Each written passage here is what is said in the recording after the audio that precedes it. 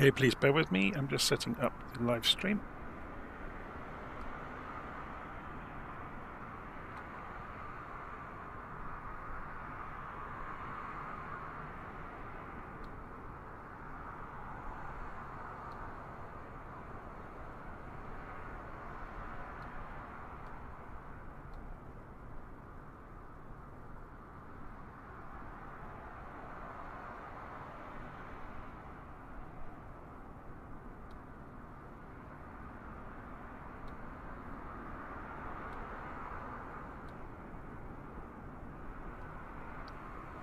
Okay, we're almost there.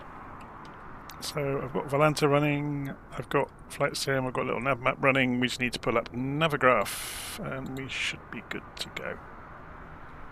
So unload, import from Simbrief and download.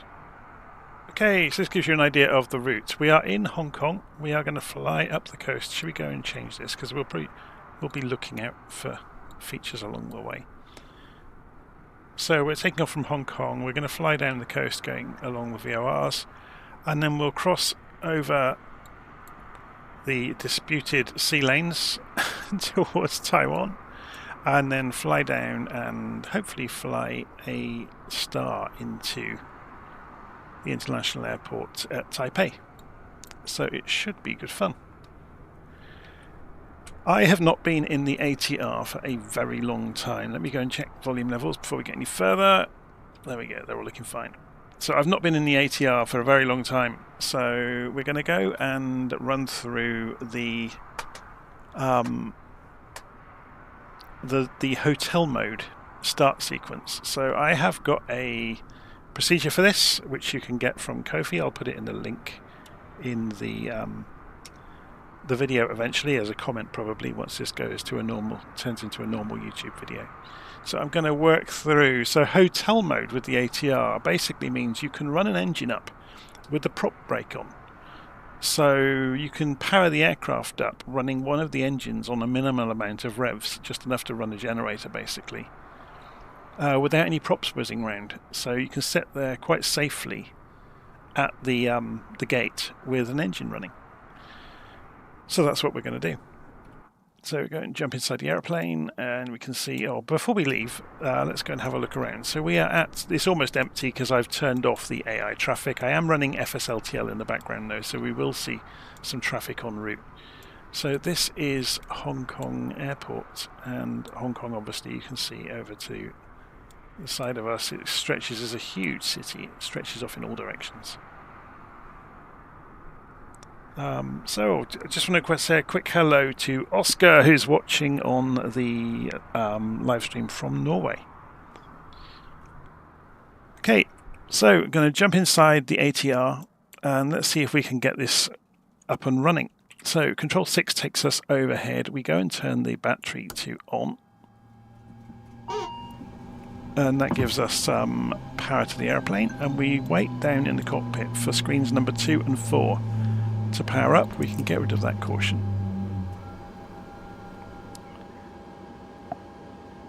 The caution's just happening because we are depleting the battery, basically. So I'm double checking all of my controls are in their default starting states before anything starts happening. So we're waiting for the ATR to boot up, basically. If you've not seen the ATR before, it's one of the planes that came out, I think it was developed by, is it Oliver Moser? For Flight Simulator, or is it Hans Hartmann? It's Hans Hartmann, isn't it? Okay, so the screens are booted up. Okay, so then back overhead, we can go and put the nav light on as soon as we have power to tell people on the ground that we have power to the aircraft. So we have to get that prop brake to work. So hydraulic pump goes on with this button. And you will see up here, it says ready here. We have to then, we might run out of time to do this. You have to turn it on while it's still ready, and then prop brake lights up. And then ready's gone off. Okay, so that means by giving the auxiliary pump enough pressure, we could engage the prop brake so we can stop the propeller from spinning on the engine we're going to fire up. Okay. So, looking back overhead, we're going to go and put the seat belt signs to on and the emergency exit light to armed. Then we're going to go up to the windshield heating, which is over here, and turn those on. And then go and check the annunciation lights are on bright. And on the oxygen, we're going to go for main supply on. And now we're going to start engine number 2 in hotel mode. So, back overhead again. Engine 2 pump goes to on. We turn the ignition or start for engine number 2. We can use start A or B, but then we can start engine number 2. And then if you look over here at the numbers coming up on the display, as soon as you get through 10%, you can advance the fuel and it will carry on round. And you will notice we have got heat pumping out, but no propeller whizzing round. Okay, that's intentional. So once it's up and running and it's stabilized, we can go up ahead and we can turn the engine starter back to off again, and the engine's happily running. So now we've got the engines running, the other screens are booting up because they're getting power from that engine that's running. So we just wait for those to boot up, and then we can get on with the rest of starting the aeroplane. Here we go, look, they're fairly quick. Okay, so in the cockpit we can go and configure the flight guidance control panel, which is this panel up here that controls the autopilot. So we're just going to go and pre-prepare the autopilot. So do we get I don't think we get a diagram of this airport because it doesn't exist anymore, but we do get one in LittleNavMap. So we want 137 degrees on our heading. So let's go and pre-program that in. So you can see the heading bug on the HSI down here. Well, 137, which is almost the exact opposite direction. And it probably is exactly the opposite direction than we're facing. There we go, 137 is showing. And we could set the course as well, but we are using GPS navigation, so the course won't have any effect on that at the moment. Or we will be using GPS navigation. We'll be using, yeah, you get the option up here, so let me just show you that. You get FM, which is Flight Management Computer, which is GPS, or you can go to ILS or VOR, although it only says V on the label. So we're going to be using GPS, therefore course doesn't mean anything. Okay, we're going to set an altitude target. So altitude select is here, and we can see it changing here. So we want it to be, if we go initially for 10,000 feet, well actually no, 5,000, because we want to see some features along the way, don't we? We'll fly low altitude all the way.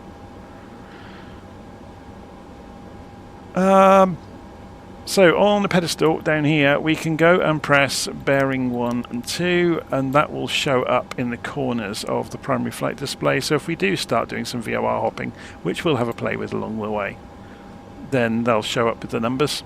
So we can double up the GPS data with the radios as a bit of a backup along the way.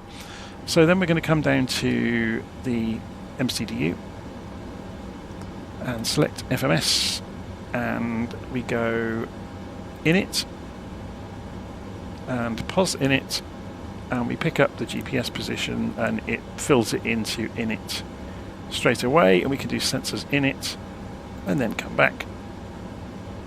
Then we go into the weight section, and all we need to do is long click each of these. I've already put fuel in the airplane, by the way. I've put a lot of fuel in. So if we long click them, it will fill them in for us. Otherwise we'd have to go and look in the tablet to figure things out. Okay, so then we can return, and then we go into flight plan init and then route, and then we can put some of our route into the machine. So from and to, we are going from, let's do this from LittleNavMap, VHHX to RCSS. VHHX to RCSS. Let's just double check that. VHHX, yep, that's correct. And execute. So that's got the basic flight plan. So you can see this has a lot of similarity to an Airbus MCDU. That is no accident. So Airbus effectively purchased, or sorry, these aircraft are half built by Airbus. So the electronic suite is very, very similar. So along the way we're going to be doing some navigating through VORs. So we'll go TH for our first one. So this should work the same as an Airbus at this point. Then SWA.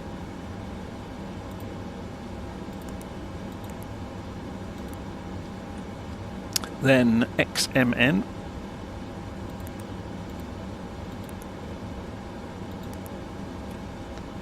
Then MKG. I don't know if this has Simbrief integration, but we don't really need it. TNN, so we should be able to go next and previous. Can we go up and down as well? How does this work? Do these buttons work to push it? No. So which one will we just put in? MKG, and then TNN will be next. So it is just the page buttons. It doesn't work quite the same. And then HLN, HLN,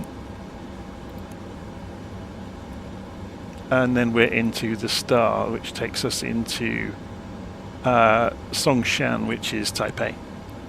So we should be able to then clear, if this works like an Airbus one, yeah, we can clear out discontinuity and execute those changes. So that puts that into the route. How do we do procedures on here? Do we go from here to do the procedure? Yes. So we want ILS 10Z, which I think that's correct. Yeah, runway 10, and that's ILS Z.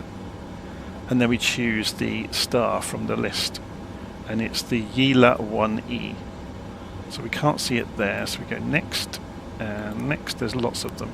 Yila 1E, there it is. And we'll execute that, and then we'll just go next and through. Yeah, there's a discontinuity there where we added on the Yilan. That's the Yila 1E at the beginning of the procedure. So we'll just go and clear that discontinuity out because we know it's fine, and execute that, and go next again. Yeah, so that connects up with the approach nicely. Okay, so there we are, we're taking off from VHHX, heading towards TH, which is the next waypoint, that's why it's magenta. So this all looks very, very good. Having done all of that, we should find now we can go and pre-select the modes. So you'll see the active autopilot modes over here, whether it's on or off. So we should be able to go and select the modes that we want. So if we say nav mode, we'll get LNav. And if we say VNav, we'll get VNav, but we're not going to use VNav, we're going to use vertical speed. And we could go and select the rate of climb that we want over here. So if we said 25, or say if we said 1,000, that would be 10. So it's in hundreds of feet per minute. So that will climb out at 1,000 feet a minute. We probably want a bit steeper than that, don't we, for the climb out? So 1,500 feet a minute. So we are, someone's asking in the live stream where we're flying from. We're flying from Hong Kong, and we are from the old airport that doesn't exist anymore.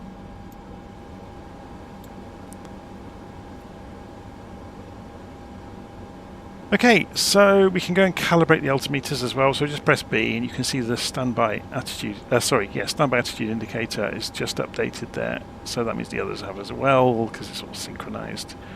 Go and make sure power management is on takeoff mode. It is. Okay, so then Control 3 takes us over to the tablet which we were talking about earlier. We want to go to the aircraft tab. Oh yeah, I was going to say, has this got Simbrief? I'm not sure that it has. Import OFP. Unless that does it, of course. Options. Has it got Simbrief in here somewhere? What does that do?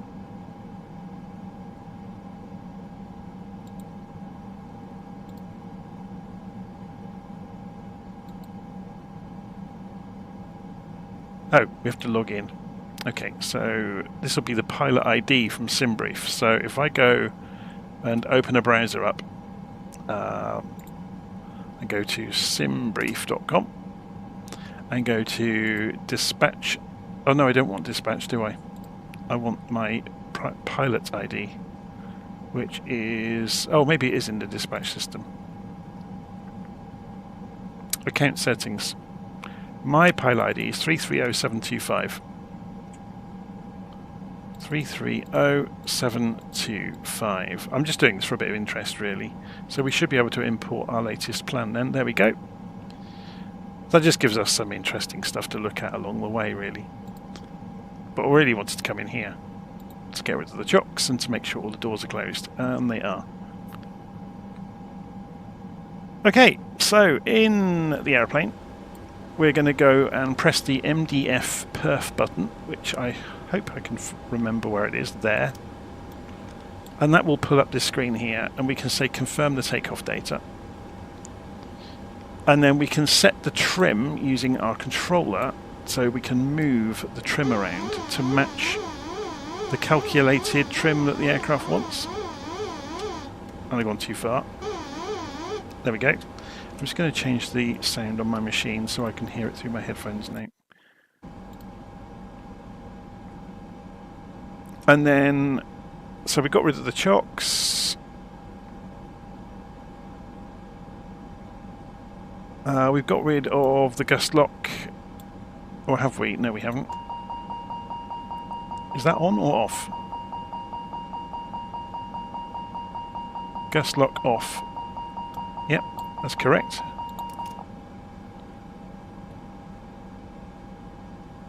So we could perform pushback. Well, should we try reversing out using the propellers? So I'll leave the parking brake on. And we'll work through. If we come through here now, go to the beacon light on, because we're telling people on the ground the propellers are going to start going around, basically.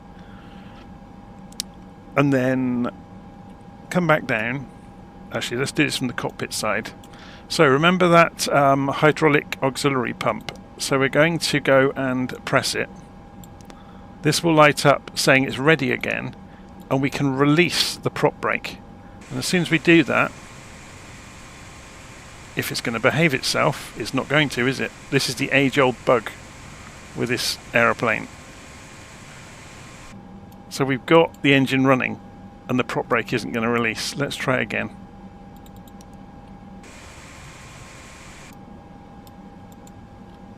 We might have to put it back on and off again. Okay, so the prop brake is on. Wait for the light to go out.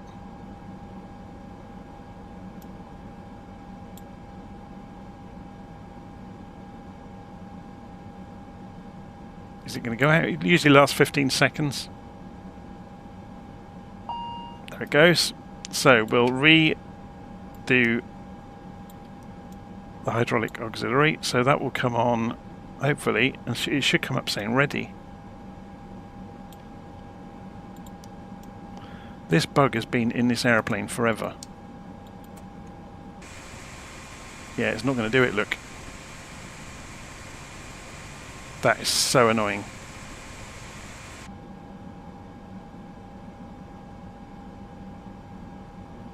The engine is running. All we're doing is removing the prop brake.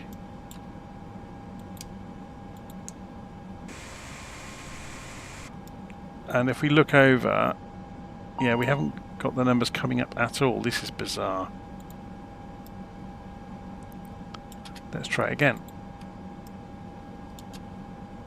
It's ready.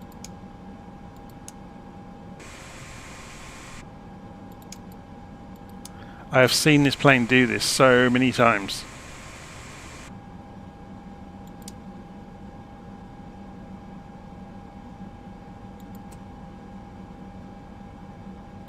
Super frustrating. So what I might do is actually shut the engine down.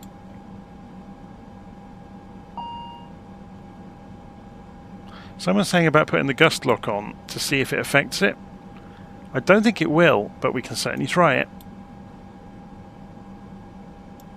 So with gust lock on, we click this, we release that, if we can get to it. Ah, so they have connected it to gust lock, which makes no sense at all. So there is a bug in the programming of the aeroplane. So once you've got the propeller spinning, you can advance the fuel through to auto, and you'll see the engine spin up.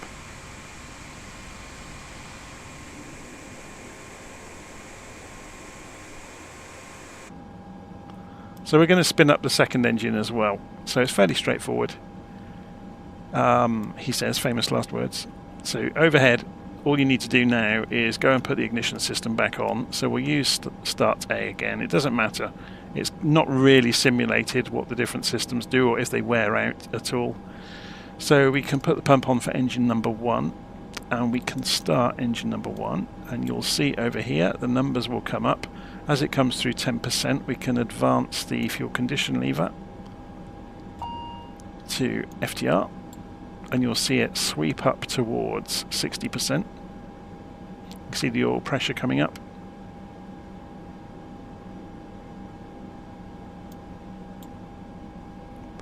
And then we can take that out to auto as well.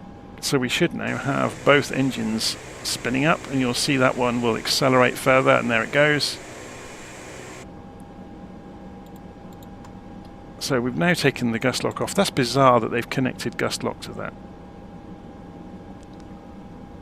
Okay, so Joe Teg 2000 is saying it's not a bug. One of the logic for probably brake ready light is gust lock on. Oh, okay, maybe. So let's try this. So if I take the wheel brakes off, or the parking brake off, sorry, and we'll go reverse on the engines.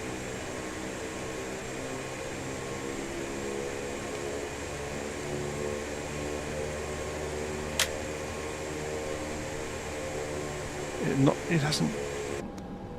Does it still think it's got the wheel chocks in place or something? Let's work through the rest of the procedures. I'll just put the wheel brakes on for the moment. So we've done the engine start. So we need to go to the serve page and go and obviously we can change the transponder if we want, but we can put the transponder on.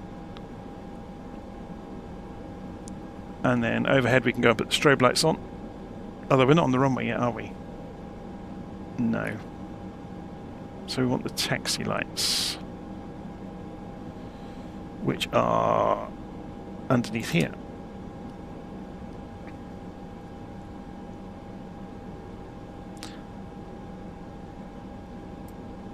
So we could use an auto throttle target airspeed, which is here if we wanted to. I guess we could set it out to say 150 or something.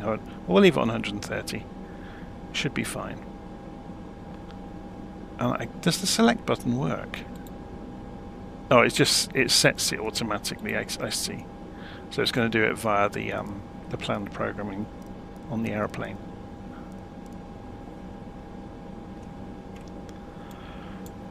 Okay. What was I looking at? So we've got that released. Is the parking brake actually working? Let's just check that. No, it wasn't. But is that one working? That's the idle at the gate.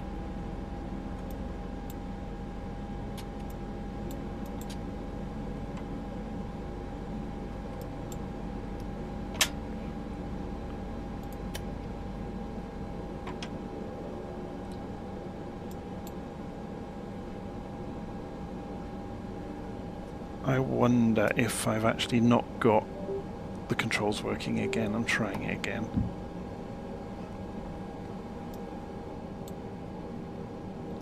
So chocks have all been released. The aircraft's just not moving.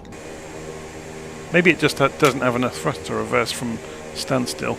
So we are going to have to do a Shift P. And we're going to wait for this little truck to push us backwards.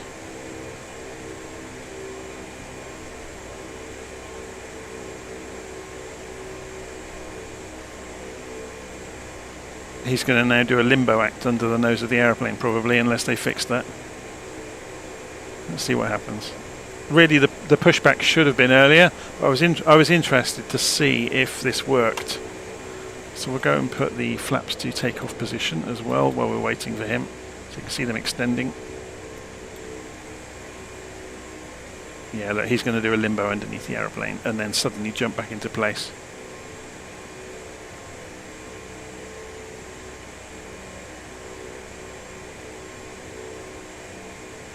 That's if he doesn't turn himself into 1,000 pieces through the propellers.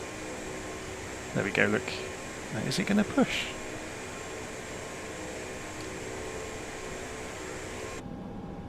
Where's the parking brake?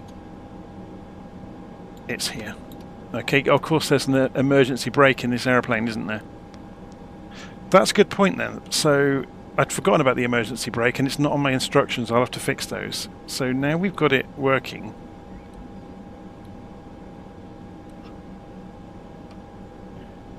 Now, do I have toe brakes? No, I don't. Why don't I have toe brakes?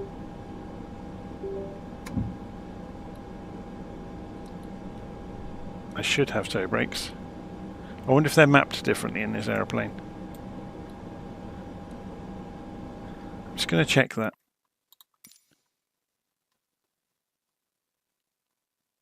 Unless the toe brakes don't work when you're reversing to prevent it from going on its tail.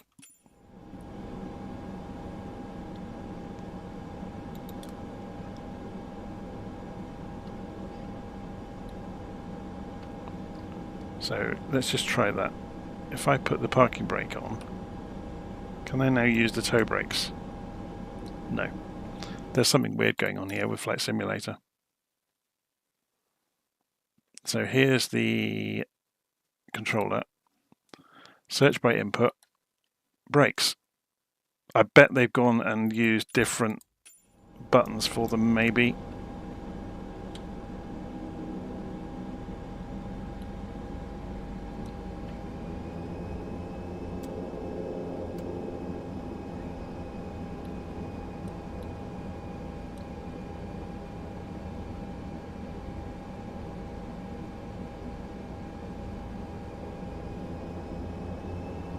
So there, the mapping is out.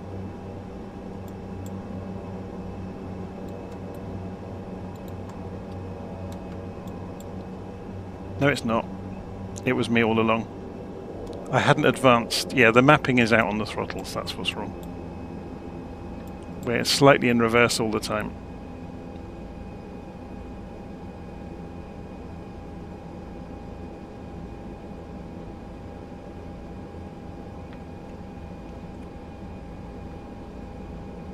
So we'll just put up with the throttles for the moment. We'll fix it on another flight another day. Because we just want to get out into the air rather than you watch me recalibrate controls all over the place. This is a fresh install. That's probably what's happened. I bet it's lost the calibration of the throttles. We're not going to need this enormous runway.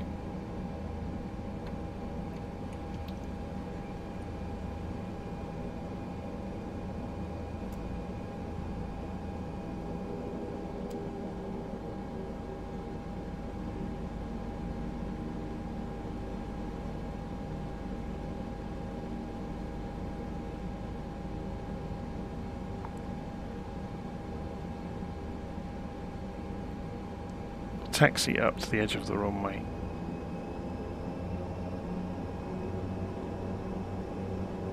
We've got a few things left to deal with in the aeroplane, but not too much. So we haven't turned on the probe heats, so we're going to do that. The checklist display is complaining we haven't done the integrated digital checklists, but that's fine.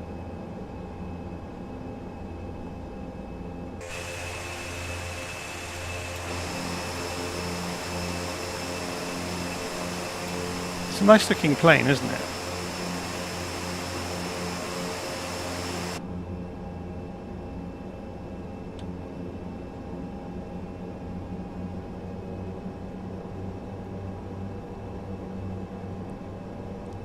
Okay, let's ease the throttles forwards.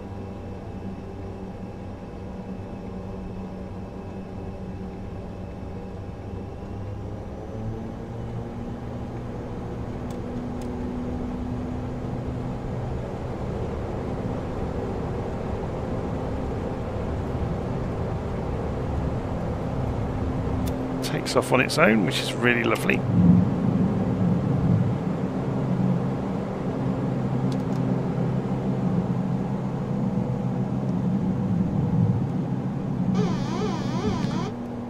I'm just trimming it. It's because we want to be able to look out the window and see Hong Kong.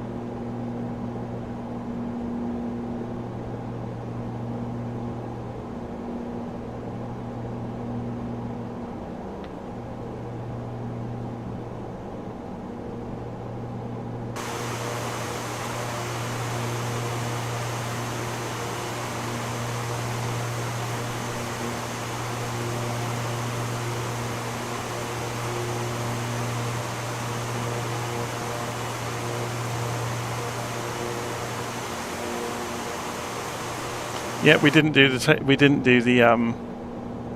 landing lights, did we, for takeoff? We'll put them on until we get to. Although we're not going to get to 10,000 feet, so we'll probably have them on all the way. Strictly speaking, they're only ever needed for commercial flights, and I don't think we've got any passengers. we may have. I haven't actually checked.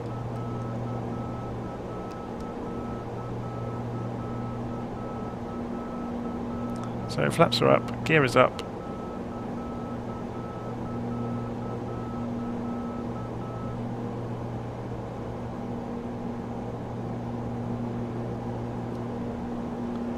And you can see on the little map display here, we're looking good. So if I go and put the autopilot on now, so AP is on, lit up. If we were to say nav mode, yeah, it was already on LNav mode, wasn't it? Because we pre-selected it. So it's just correcting slightly because we had drifted. So we're coming back out towards the VOR. So I said about maybe programming in some VORs along the way, didn't I? So the first one's 11550.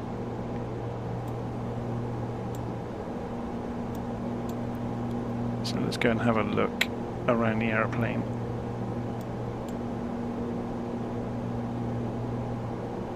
While we're doing it. To find them first.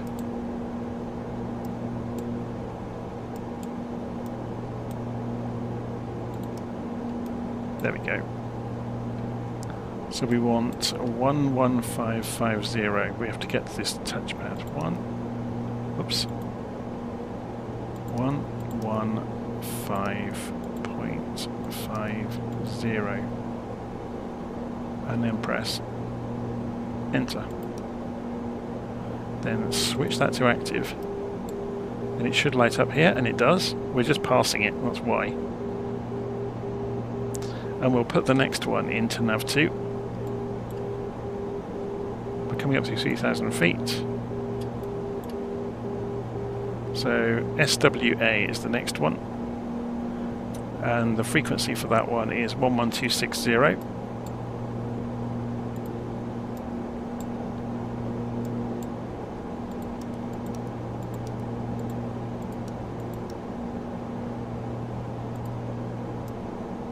That should give us a number there when we're close enough to it for it to work. So we told this to top out at 5,000 feet, didn't we? So it'll carry on climbing until it gets there. Do we get a map or anything in here? I'm not sure that we do.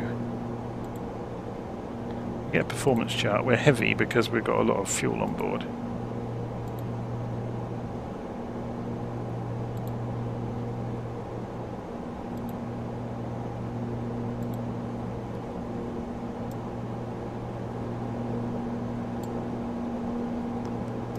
There is a map display on here though, isn't there? If we go and press the map button here, then it will appear and we can zoom out.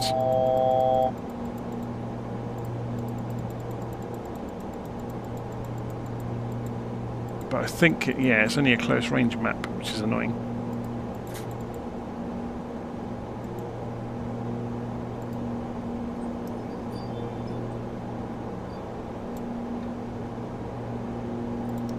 If we put ND on, that will give us the navigation.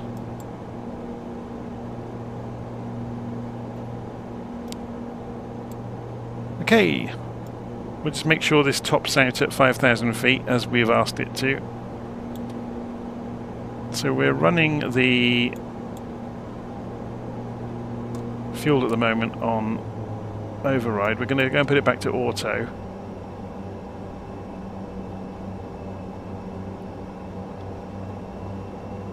So the auto throttle is very helpfully keeping us at 130 knots.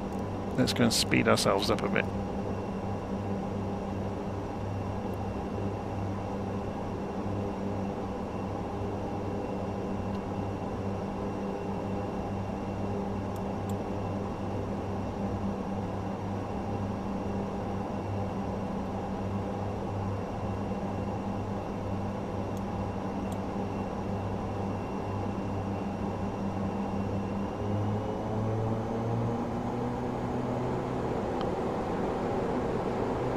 If we just go manual on the throttles, it's interesting, isn't it? If we go select then, will it take over?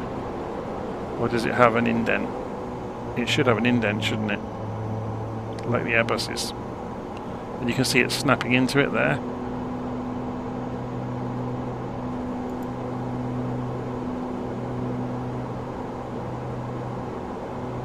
It's not going to though.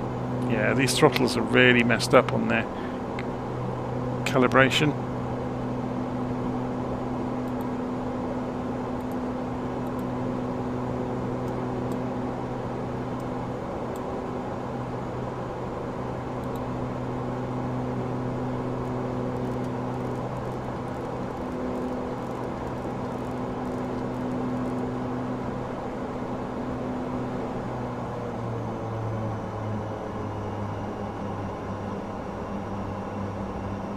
So I need to go and spend some time making sure the controllers are working correctly on it, because they're not at the moment. Yeah, it should have dual axis, look. Oh no, the single axis controls, sorry. Throttle hardware has a reverser, yes it does, it will go into reverse, which we've got at the moment, but the numbers haven't been set up. And I can't really do that in the air, so I'll just have to make the best of it for the moment.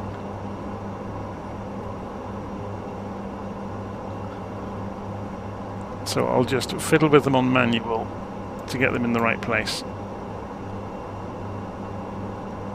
So this can go into cruise now, in terms of engine management. And we can zoom out on this display somehow, and I can't remember for the life of me how. Is it this one down here? I think it is. That's going through.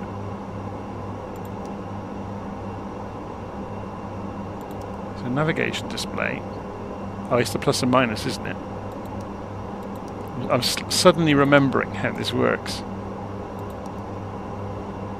So there we go. We can see the next waypoint coming.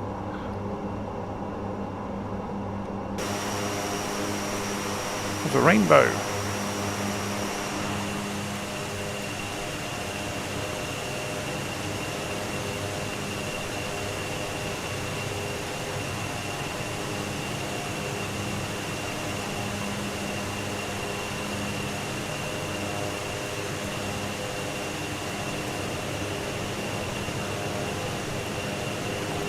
So hopefully this weather isn't going to be this bad all the way. We can put that out of the way. Close that out of the way. And you can see our entire route.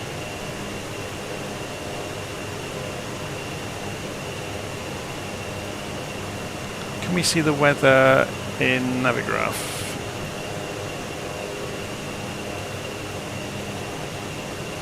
So we want to show cloud cover, which is good, but we want it at 5,000 feet, not at 22,000 feet. It's not showing anything here, is it? And yet we have it. What about rain? Yes.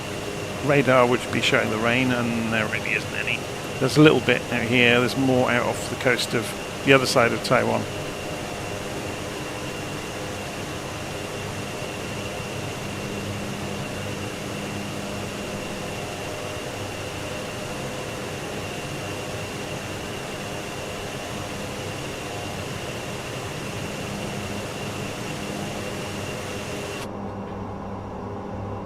So about 20 knots short of overspeeding, so it's a happy speed to be at in case the weather changes.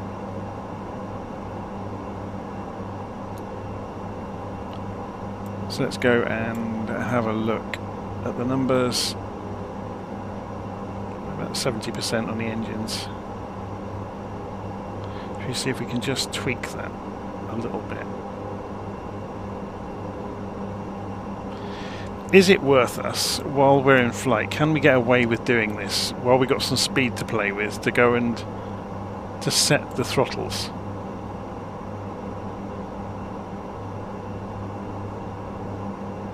So if I pull them back to idle and set the numbers, then push them out to... So I need idle, notch and ramp. Idle. They are dual axis. Idle, idle. Notch, notch. Ramp, ramp. They're the wrong way round, aren't they? Oh, maybe not. Yeah, that should be 0. Say OK. Let's see what they're looking like now. A lot better. So notch is where they should be for the auto throttle to work.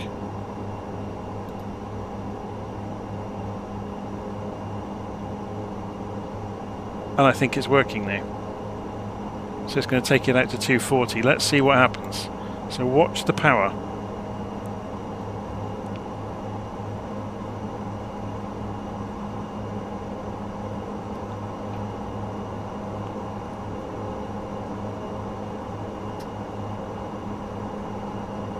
So is it going to kill the power now? It's at 100% at the moment as it approaches 240 knots.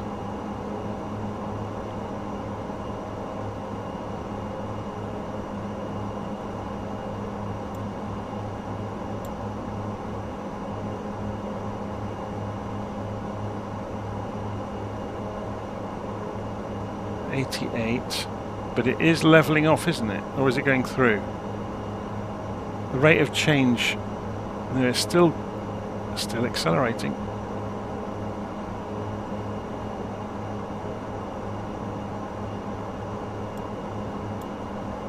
Even though we've now got the what it calls notch working.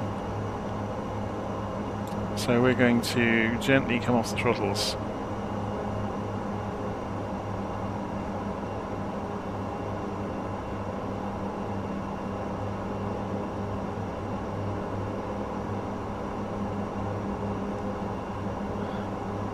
Yeah, it should have an auto throttle that will keep us at the right speed, but I wonder if it only works on climb, maybe. I'll have to go and read up on it again. It's a long time since I've flown it. So we've left the cloud behind anyway.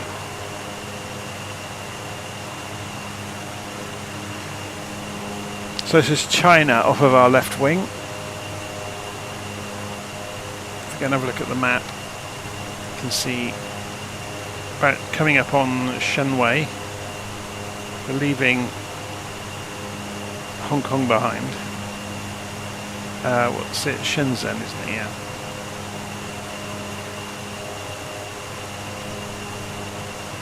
So we're going to go up the coast through Shenwei, Shantou, or Zhejiang, up to was that Xiamen.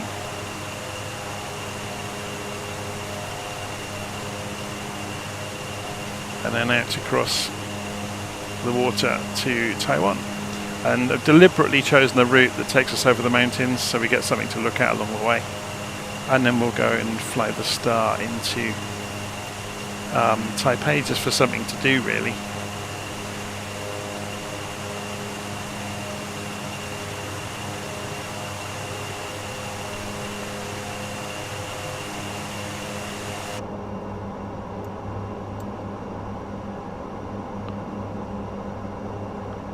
So if we did speed hold on the autopilot, it doesn't actually light up.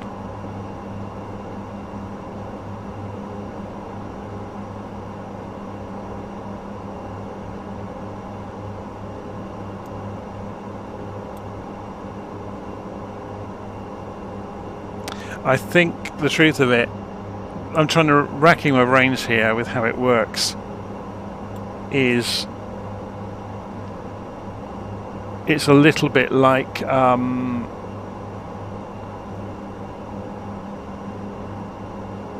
I suspect it's a little bit like some of the other propeller aeroplanes in that the speed it's really speed mode for climb,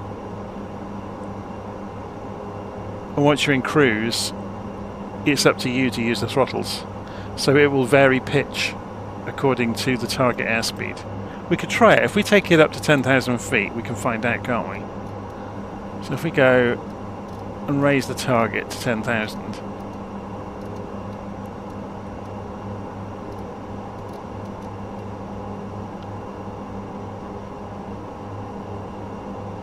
So we've got indicated airspeed mode. Yeah. And then we can set the target airspeed. We should be able to set it ourselves. Say to 20, yeah, look, it's altering pitch to do it. So that's where the speed target comes into.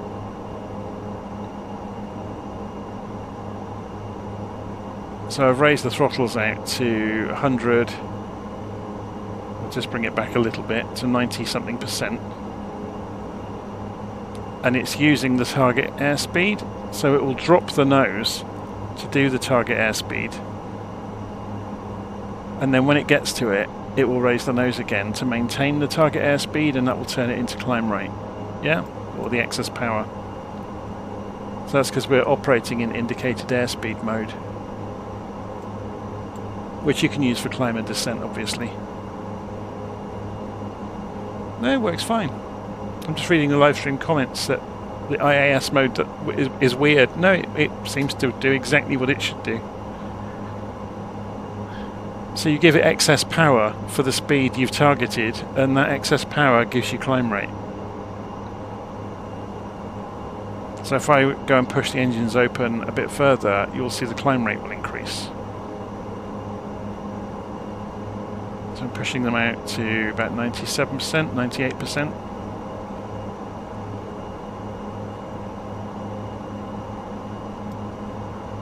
We don't get to control the propellers in this one, do we? No, it's like a FADEC system.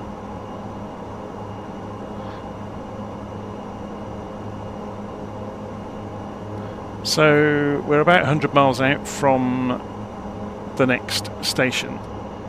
Should we find out what the range is on the VOR?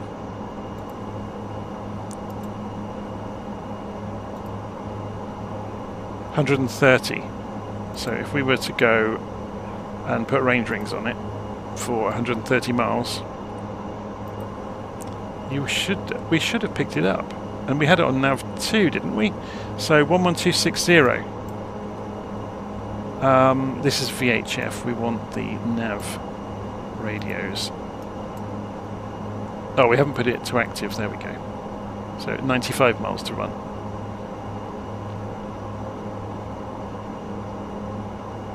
Very cool.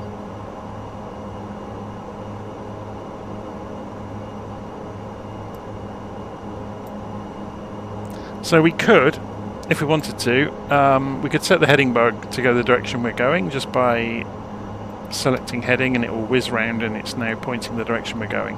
So we could go heading mode on the autopilot, and then while we've got it in heading mode we could switch over to using VORs, and if we were to go and set this to VOR number 2 and then change our course and whiz this round, and you'll see it lines up the CDI when we're pointing it straight at the VOR. And then if we go nav mode, we're using the VOR.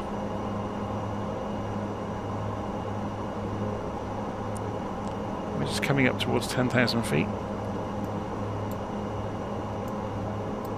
Yeah, we've got the usual Chinese checkerboard landscape because they don't share their data.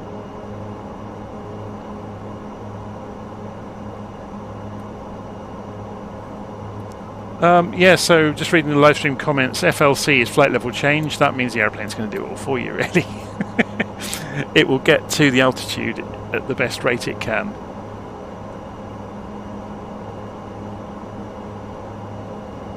So IAS is kind of like saying, I will get to the altitude with the power you give me. At the speed where, at the speed I'm targeting, and the power you give me.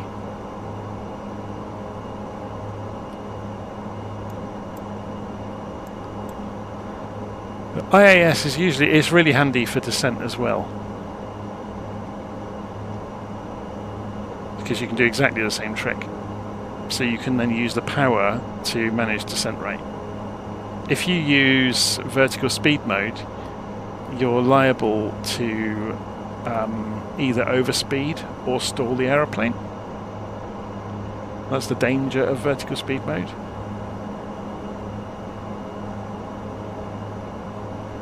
So many pilots will tell you that a speed mode then on climb or descent is safer for that reason.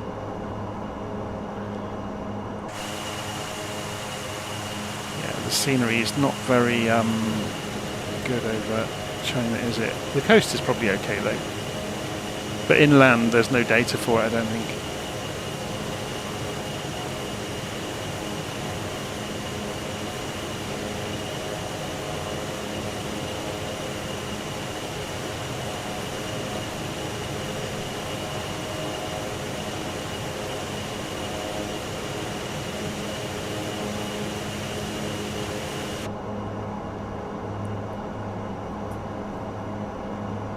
So yeah, you can see our speed has crept up towards 240 knots once we leveled out. So we've got to 10,000 feet and the speed has been creeping up ever since, because it doesn't have an auto throttle. I'd just forgotten it doesn't. The target airspeed is purely for climb or descent. So I'm going to come back off the throttles a little bit.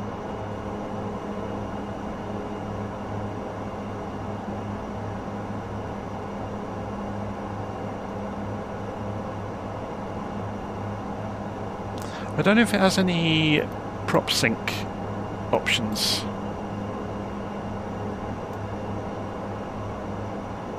Just looking around to see if it has. I'm not sure that it does.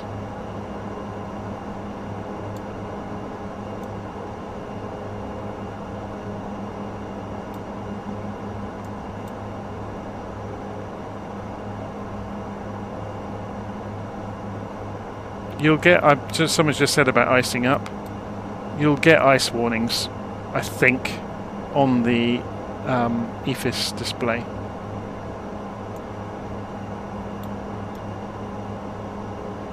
But it's worth having a look though to remind ourselves where the anti-icing panel is. So you've got prop anti-icing, rudder, and engine anti-icing.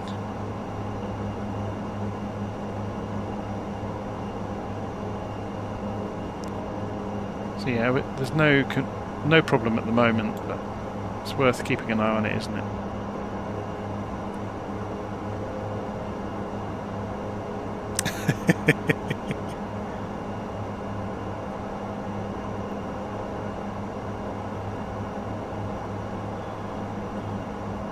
Well, the interesting thing about icing is carburetors can ice up on a warm day, depending on, you know, the configuration of the engine. They can very easily ice up, just because of physics, basically. So you can get ice forming in a carburetor really easily. Thankfully, this is a gas turbine, so you know it's turboprops.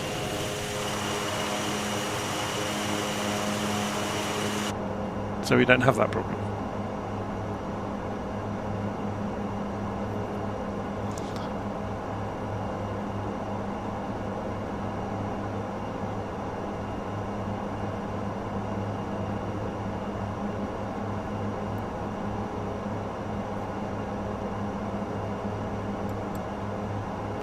So I need to check my checklist to see at what point did I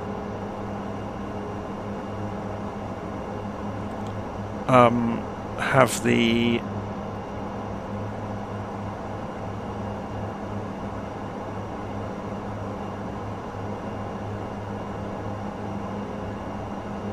gust lock being removed.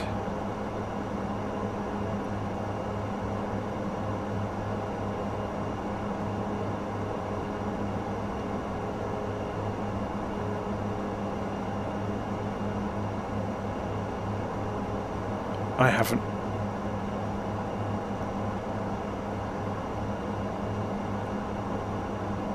Oh, I need to move the gust lock. It's in the wrong place. That's why.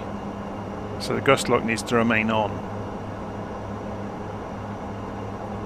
I'll fix that while we're flying along. I'll put this on the outside view while I'm busy working on the procedures. So we're just flying across these hills. Just have a quick look at the map. We've got a little way to go. So I put ourselves back on GPS for the moment. So if I go FM, and does it retain nav? No, it's gone to heading hold look. We've gone back to lateral navigation. The flight director's telling it, no, don't go that way. It went back to, well, it lost its mind basically because this is why I was so careful to go to heading hold mode last time. If you go changing the source of data while the autopilot's trying to fly the aeroplane, it will drop any form of tracking and will behave in an unpredictable manner. So I'm going to go and fix this procedure and re-upload it.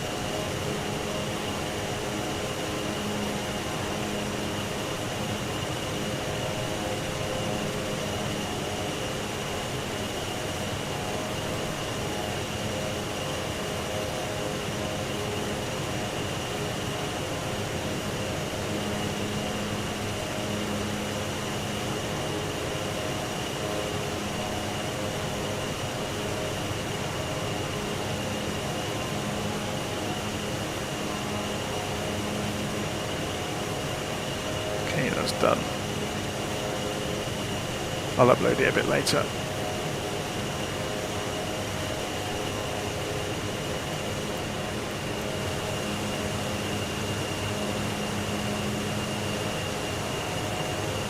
So Ascot says he doesn't like such low performance airplanes. Well, this thing can do 250 knots and it'll fly down, so it's got 150 knots worth of range, which is pretty good.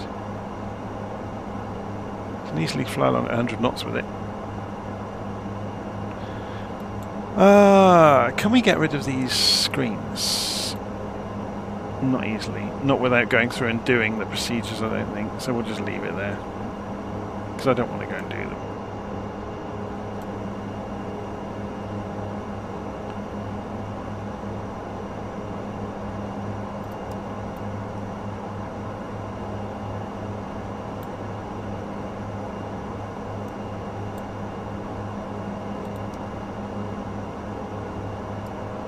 Procedure pending.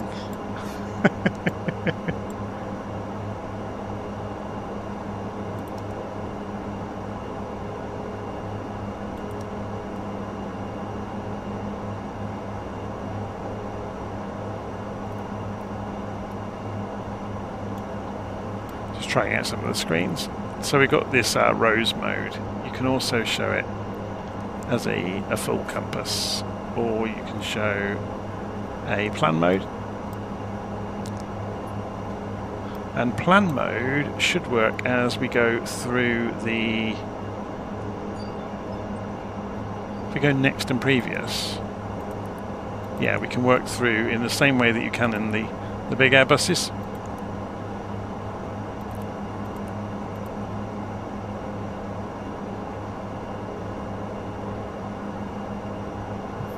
So obviously you could use the zoom level as well with that. So once we get to...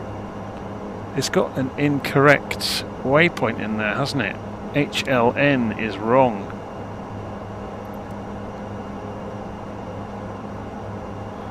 That's interesting. It's a good job we looked at it then. So HLN should be out on the coast, and it's put it out in the middle of the ocean. It didn't give us any options for it either. So maybe we just remove HLN from here, seeing as it's wrong. Yeah, it thinks it's 5,700 miles away, look. So if we clear HLN, and suddenly the rest of it all makes sense. But then can we put something else then in instead? Is there a waypoint down here?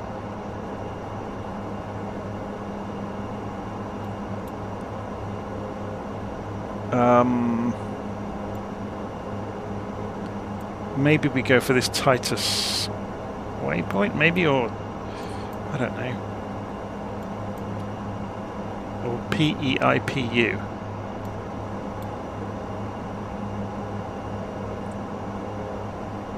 So we're going TNN, then we would have gone HLN, so we want PEIPU.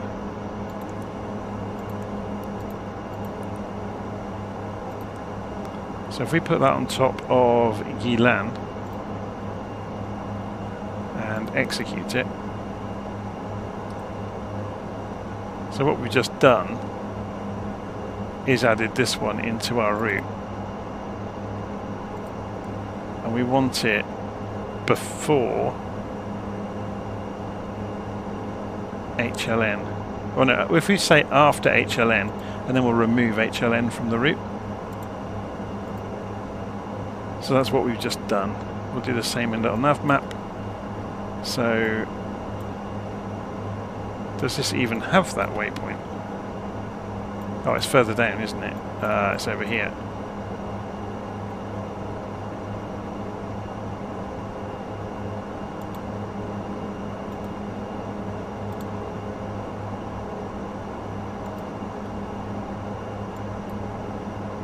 So we've just done that, basically.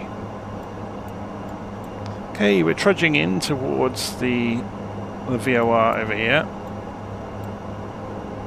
Shantao 112.6, and the next VOR for us will be Xiamen. Xiamen 114.5. So if we go back into the airplane and we'll key in 114.50, enter, and make that the active frequency, and that's on nav 2, remember, so that's 125 miles out at the moment. It's picked it up already. So let's go and change this mode back so it's actually sensible, so it's usable for us. We want to change it to, I guess, Rose mode's probably the easiest, isn't it?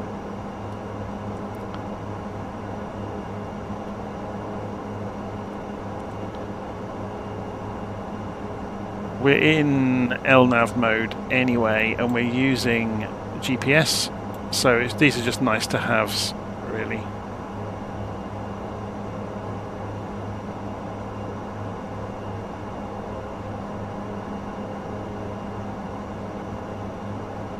So Airsheep says map PFD sys on FMS. So you can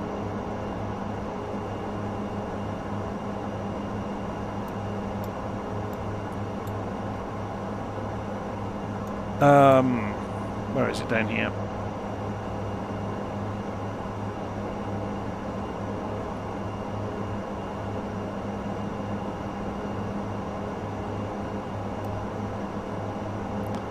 There's this one as well, isn't there? So if we put synthetic on, that does that, if you were wondering. So if you've got complete whiteout outside, so you can see where you're going. But yeah, there's all sorts of displays in here that are quite cool. So we could say norm, we could say show us terrain, although we're at 10,000 feet, so it's not going to show anything. There's no weather around either. We could show the nav aids. It's got some really nice features. So the thing that threw me there, just reading the comment on the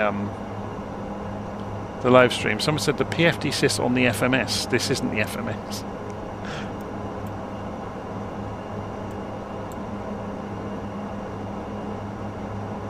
This is the navigation display, this is the primary flight display, this is the EFIS display, and they're the co-pilot's primary flight and navigation displays. This is the MCDU, this is the FGCP, and the rest of it I don't know the names of. That's a tablet.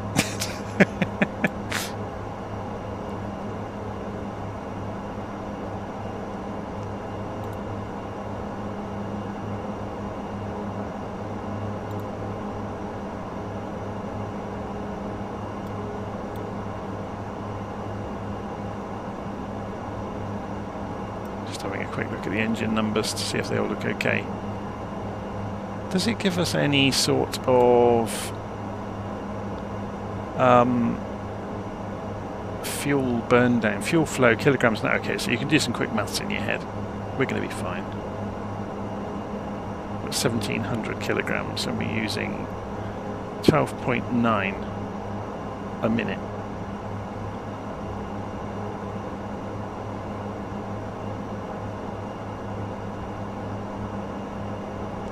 Going to last us for quite a long time.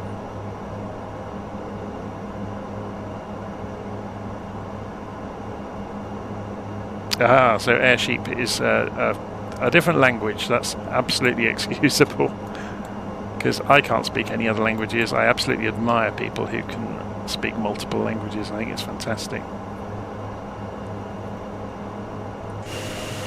Okay, we're getting some scenery below.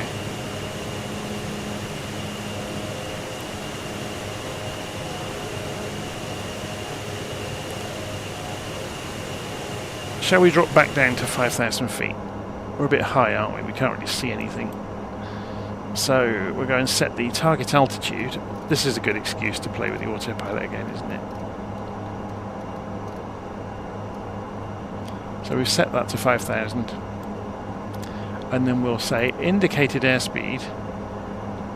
And it's staying in indicated airspeed mode. And we're flying along at this altitude. Watch what happens if I pull the throttles. So we've got less power, but we've set a target airspeed. So the airplane is descending to maintain the speed that we set. If we want to go down more steeply, we pull more power back. So our power controls descent rate.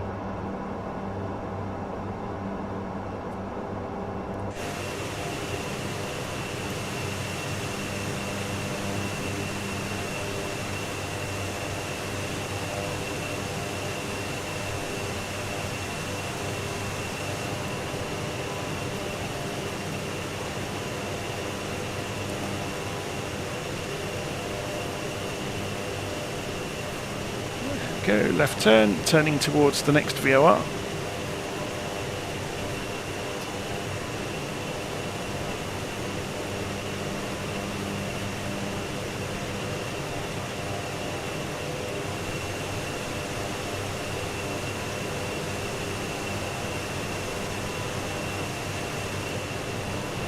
We'll worry about those mountains when we get a bit closer. We can cheat slightly and pull up the elevation plot on LittleNavMap, which will tell us what we're going to need to be at. So that's Taiwan. So there's the sea. So for the moment we don't need to be any more than about 3,000 feet, look. Though that's looking for 1,000 feet over the closest obstacle. So if we're at 5,000, that will be absolutely fine. We're coming down at 1,200 feet a minute, look. So this is the nice thing about LittleNavMap. You can project, well, it projects your descent rate.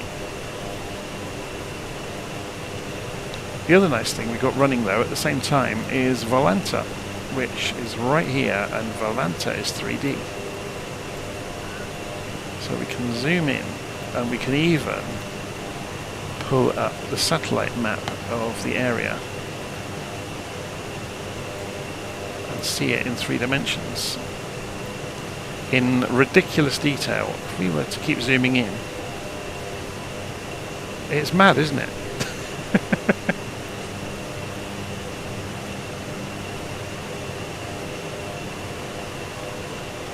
So this may be the better way to see where we are.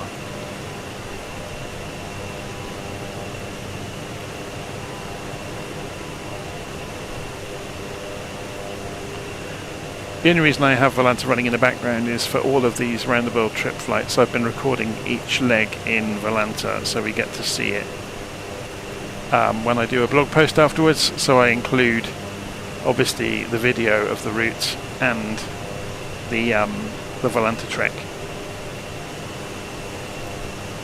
and the text version of the flight plan. So the map data is good on the coast, but as soon as you look inland, it's patchwork quilt, and it tends to be very sporadic, you know, if it's good or not. The interesting thing looking at Volanta though, this is based on Mapbox, and they've got data. So if you go over and look just somewhere random, they've got the data. Whereas certainly when we came out of here over this area of the hills, it was very low resolution. But Mapbox does seem to have it right down to buildings, although it's not been cleaned up. Look, it's got clouds and things in the data. So if we go and pick somewhere random, yeah, it's pretty good. So here we go, we're just going past Rao Ping. So if we look out of our aeroplane and look down, there's Rao Ping.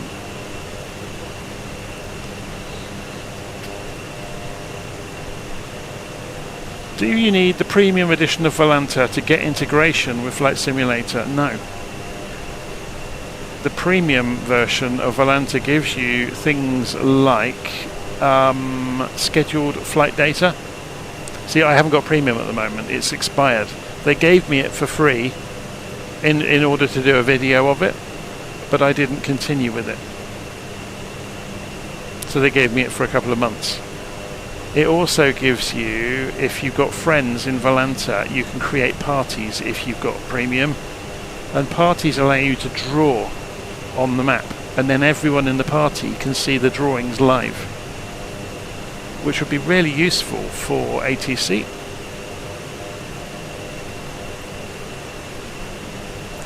But beyond that, I use it because it's a really nice handy way of being able to see all of the flights I've done. So you can see there's lots and lots around Europe where I've been doing little test flights and stuff, various tours I've done.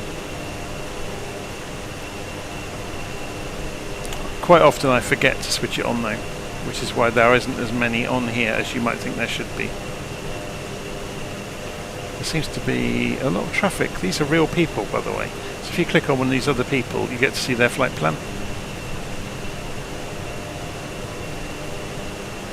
It's very cool.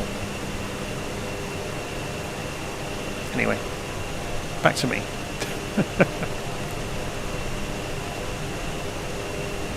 Yeah, Volanta is free for the basic functionality. It's made by Orbex.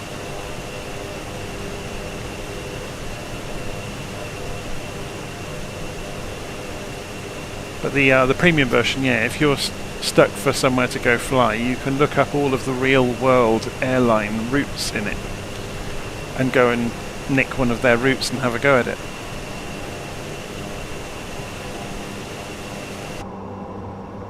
I'm just wondering if we do need to climb a little bit, but we'll give it the benefit of the doubt.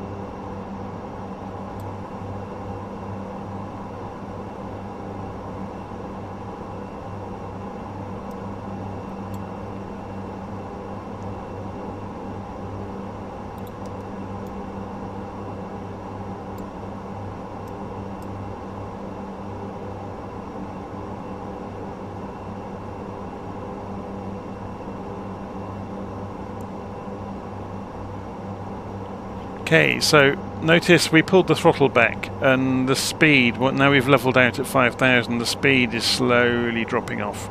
So we're going to take the throttles back out to notch. So each of the detents has a name. So this is the notch detent, which would be your normal kind of chugging around the sky power level.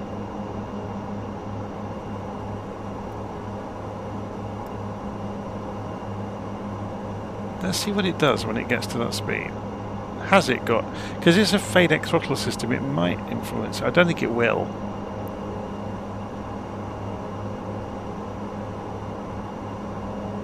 They're changing. Yep, so notch does work like an Airbus then. Or does it?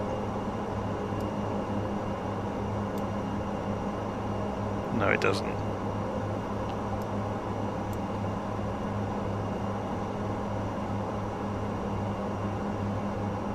So I'm going to pull the throttles back just to stop the increase in speed. So the yellow arrow obviously shows the rate of change of the airspeed. Whoa, we just went through some weather by the look of it.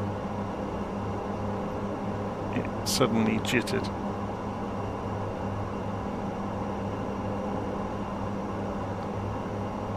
Okay, that'll do. Yeah, obviously we're flying over these hills.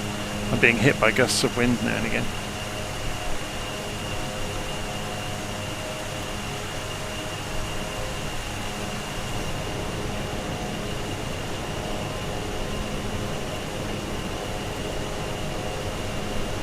So if I pull up LittleNavMap and go open window layout to minimal, you've seen me do this trick before.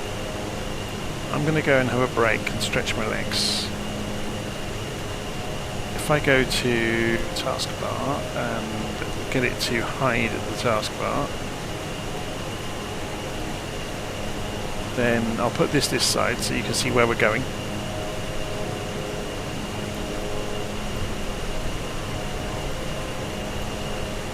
We're in GPS mode, remember, so the aeroplane should be happy.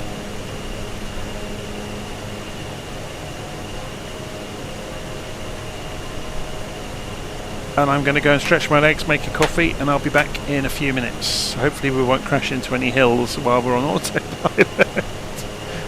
See you soon.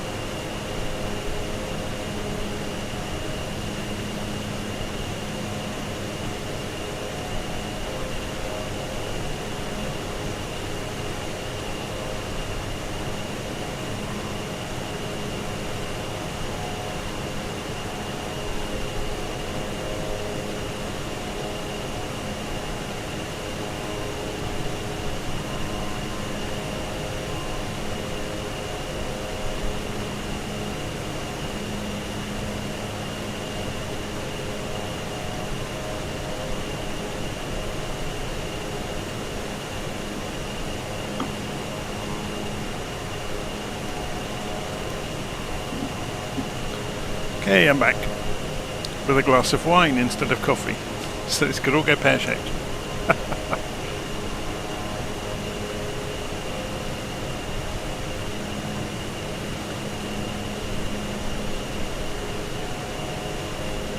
So we're on our way up to Xiamen, so let's go and have a look at that on the map if we make this bigger.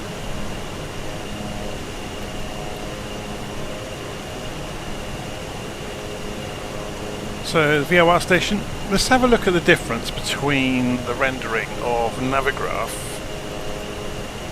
and, so this is the VFR rendering. We've got the weather on, but there's no weather about, so we can turn that off actually. It's not bad, is it? Obviously we can show and hide detail on here.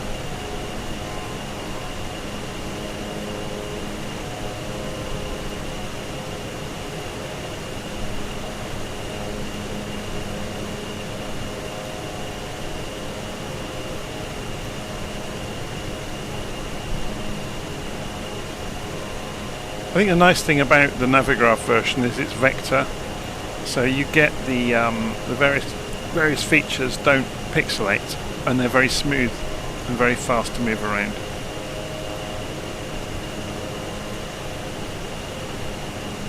Whereas obviously LittleNavMap, it's vectors for things like, you know, the VORs, but when you zoom in, it's whatever overlay you are using for the mapping. So obviously I'm using this unofficial Google Maps terrain. If I go and open window layout and put it back on default so we can see all the buttons. If we come in here, there's lots we can choose from. The one that comes with it is OpenStreetMap. The only problem with OpenStreetMap is it is localized to wherever you're looking at. So the Chinese place names are in Chinese, they're not anglicized, which is only a problem for English people. For Chinese people, that's fantastic. So you've got Open Topo Maps as well, which is their version of Google Terrain, so it's relief mapping basically. So you can see the geographical features. There's any other ones with asterisks require licenses, which you can fill into the system and then they'll work. So you could have the Mapbox maps, that's the same as the ones that are in Volanta. But then you've got obviously default Google Maps, and then Google Maps Satellite View, and the Terrain View, which I typically use, which I find the easiest to see features quickly.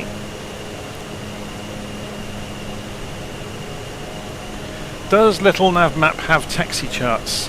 If you go into the scenery library menu and load the scenery library, then it will give you this. So the polygons and the routes are what has come from Flight Simulator itself. So if you zoom in far enough, some of them, yeah, they've got letters on them. So you've got the Alpha taxiway.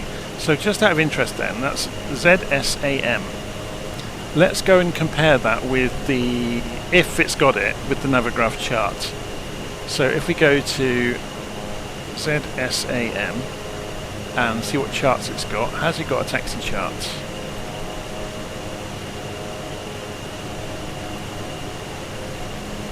So yeah, that is the Alpha taxiway.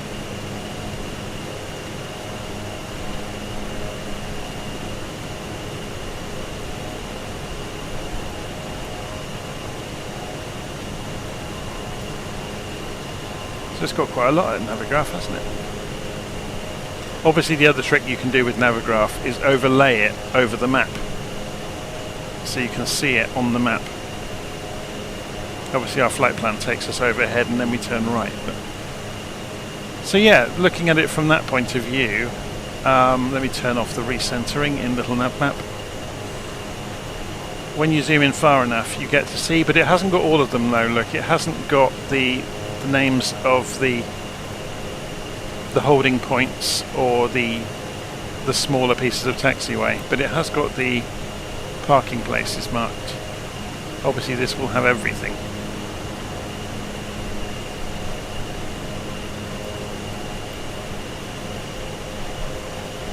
see the runways out there, look.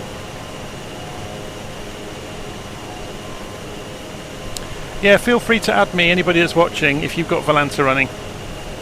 You can add me as a friend. That's a free function to be able to add friends, so you can search for people.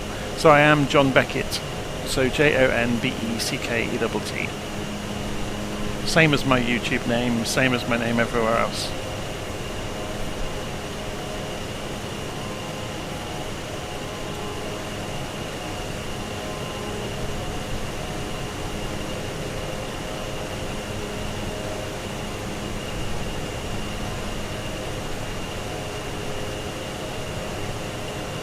The advantage of adding friends on Volanta is then you can filter it to just show your friends. And it shows live position. It updates about every 7 or 8 seconds, I think, with everybody's positions. So if you zoom out, look, you can see all the people using Volanta right now.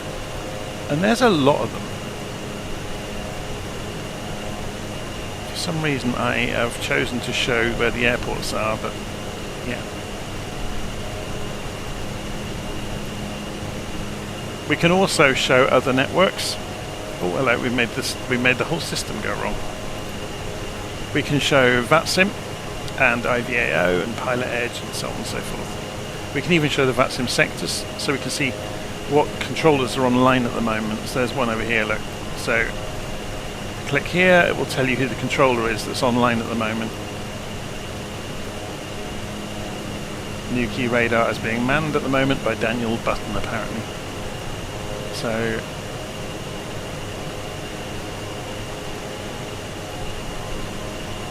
Thomas Broger is looking after Denmark. Who's looking after the one down here then?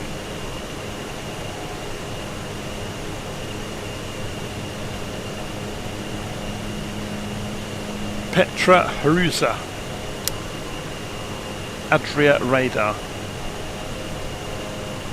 It's very cool, isn't it?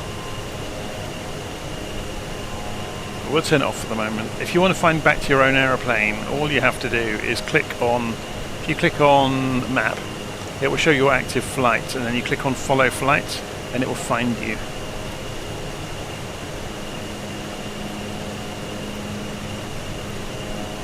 Okay, so we are approaching that big airport that we were just looking at. And the city. So if we have a look at the map, we'll see Xiamen is an island then,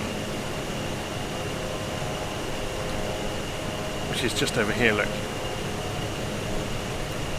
So we're still over the mainland at the moment.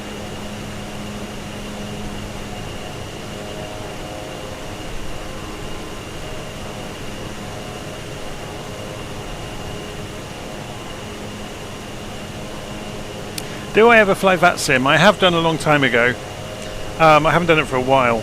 Half the reason is I'm never quite sure if it's okay to go talking to the VATSIM controllers and broadcast them out to the world.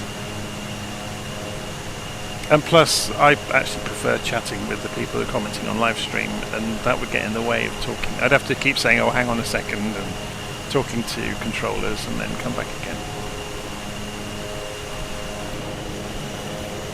And there's also the planning aspect to it, of trying to set aside the time when you know an event is happening, when lots of controllers will be around, otherwise you're just scratching around looking for controllers all the time. Which is what stopped me in the first place a long time ago, because I got fed up of, I'd be on my way to somewhere and then the controller would log off, and I thought, oh.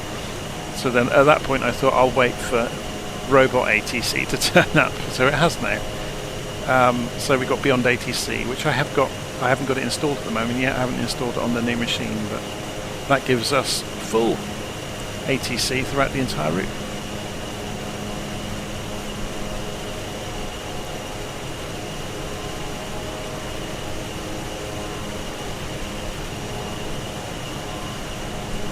I've had several people asking me if I'll do a feature on both Beyond ATC and Say Intentions as well, because they're both very good.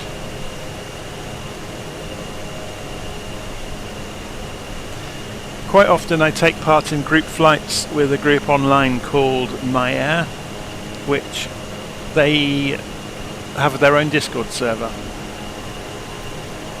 And they provide a very relaxed form of ATC where one of their number will, or sometimes more than one if there's enough people to do it, will nominate themselves to be the air traffic controller for the evening. And it's just good to do the back and forth request response with, you know, somebody on the radio during the flight.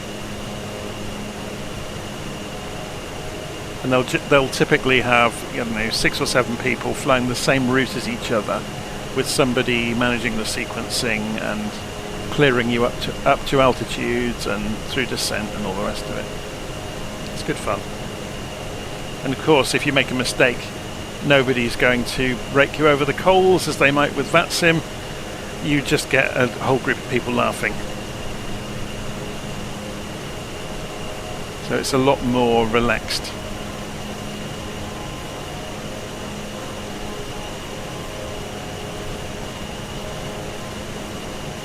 Okay, we're going to go shooting out across the ocean in a minute.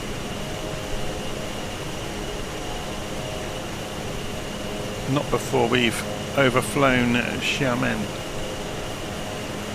This looks quite well modelled, doesn't it?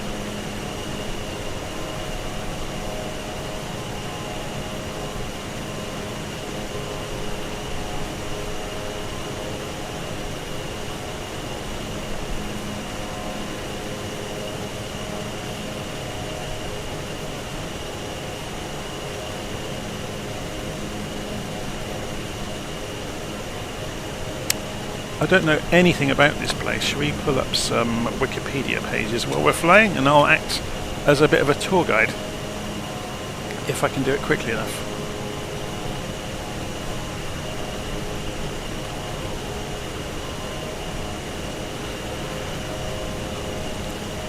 So, Xiamen, historically romanized as Amoy, is a sub-provincial city in southeastern Fujian, besides the Taiwan Strait.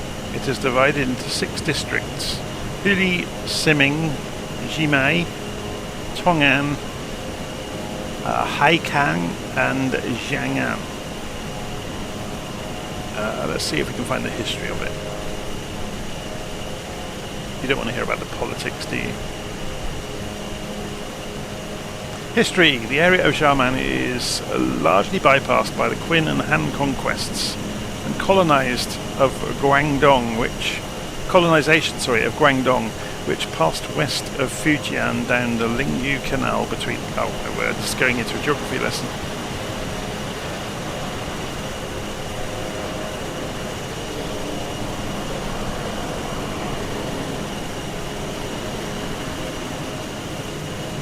By the 19th century, the city walls had a circumference of around 9 miles, with an inner and outer city divided by inner walls and a ridge of hills, surmounted by a well-built fort.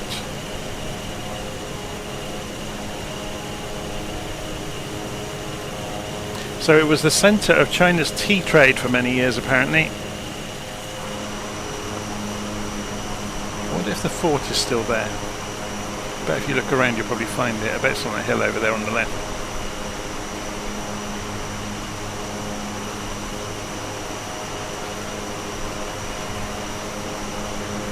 Its principal exports during the period were tea, porcelain and paper. It exported rice, sugar, cotton and opium, as well as some manufactured goods. Xiamen was also a centre of Protestant missionaries in China. The missions operated the city's 2 hospitals. The merchants of Xiamen were thought among the richest and most entrepreneurial and industrious in China, and the city was widely accounted the dirtiest in China. Owing to local belief in feng shui, the streets were as crooked as ram's horns and averaged about 4 feet in width to keep out sunlight and control public disturbances. In the 1870s, its population was estimated at 250,000.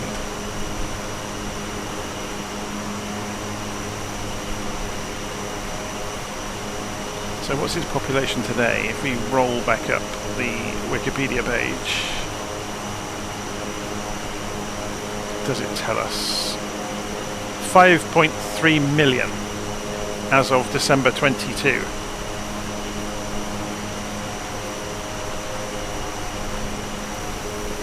So there goes Xiamen. So the other small islands we're passing over here.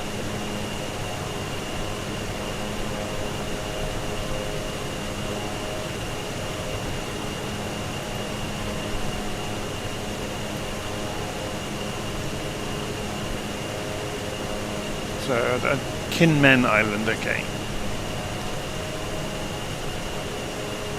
So it's a lot less developed, isn't it?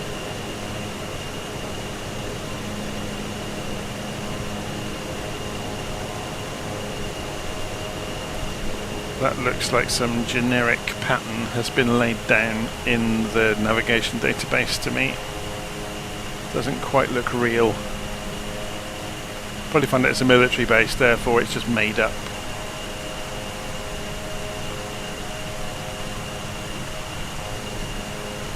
It's mysteriously absent.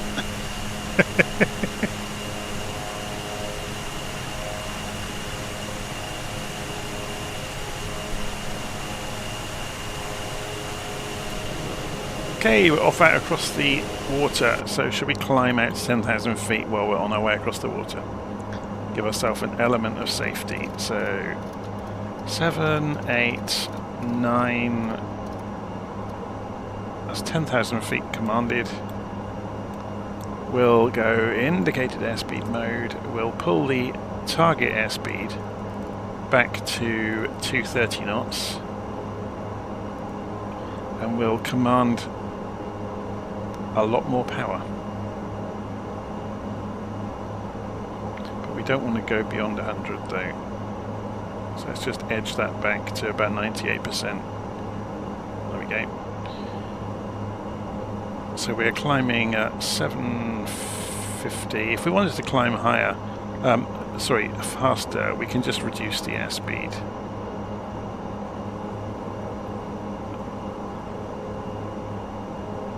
Or reduce the airspeed target, I should say. So I've reduced it to 220 knots.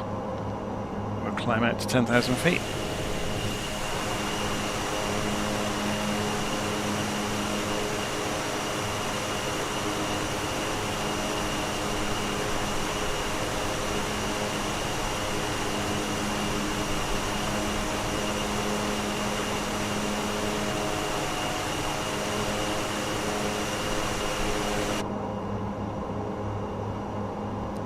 So, looking on the map here, we've got an 80-mile range there to a turning point over the... it's a shame we can't get the sea to show in here. I wonder if we can somehow. Don't think it does that sort of stuff. It's not quite as clever as some of the modern aeroplanes. What does MISC do? Oh, it's not available. Video shows you the cargo hold. Or is it the entrance way? Maybe. Sys shows us some of the systems. Oh, we'll just go back to navigation display, it's fine.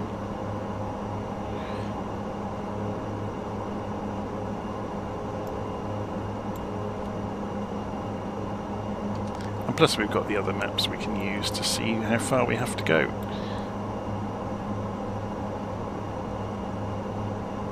So there's a little island that we're heading towards. Penghu County. Just before we get to landfall, well 40 miles before landfall on Taiwan.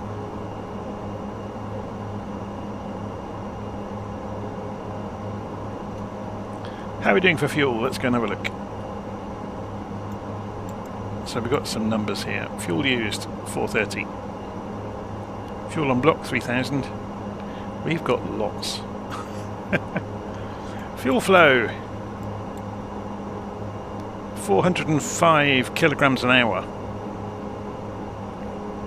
We've got 1,500 kilograms, so we're good for 3.5 hours, nearly 4 hours.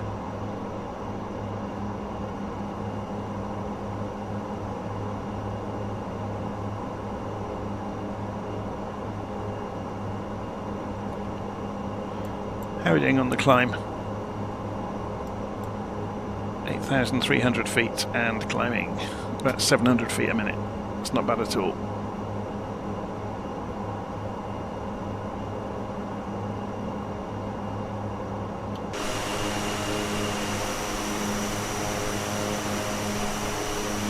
We've got nice weather,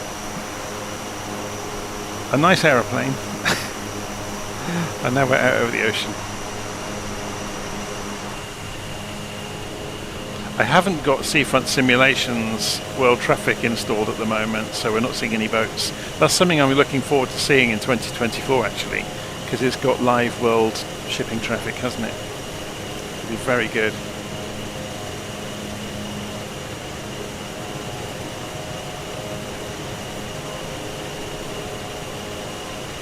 In the background I've got, or I did have, FSLTL running. So what's it got in the air at the moment? We can see the aeroplanes actually if we go and turn on the orange aeroplanes. There we go. So that's what FSLTL is doing. And those will be real aeroplanes. So if we were to compare that with,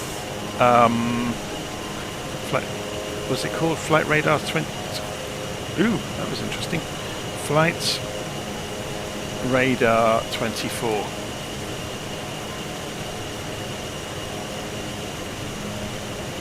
So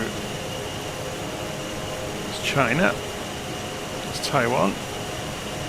So we've got it looks like we've got a mixture then of flight simulator aircraft and FSLTL aircraft going on.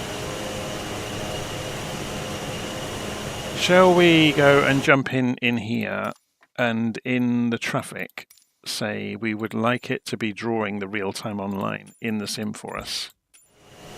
And then if we look around you'll start to see contrails here and there. There's another one over there, look.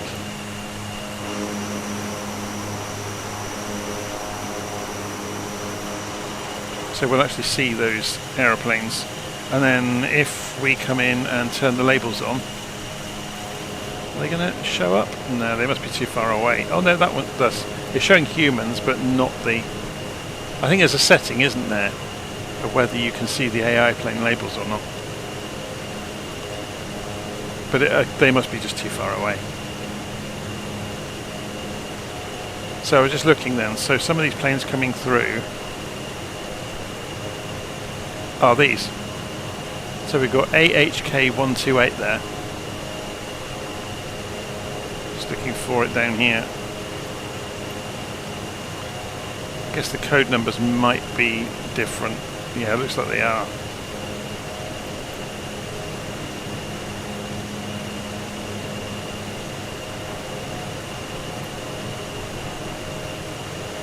So this one just coming past is 7C2204 is its flight number.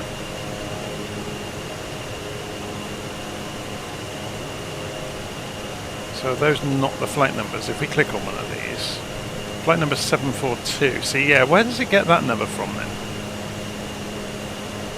It's the registration. Okay.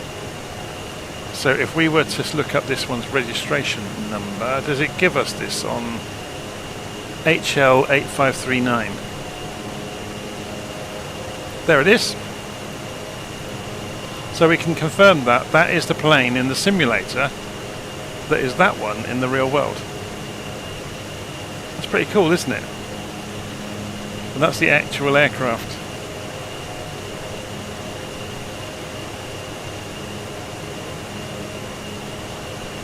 Very cool.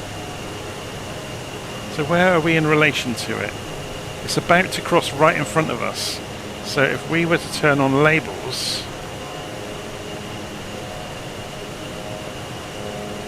it's not showing up. That's a shame.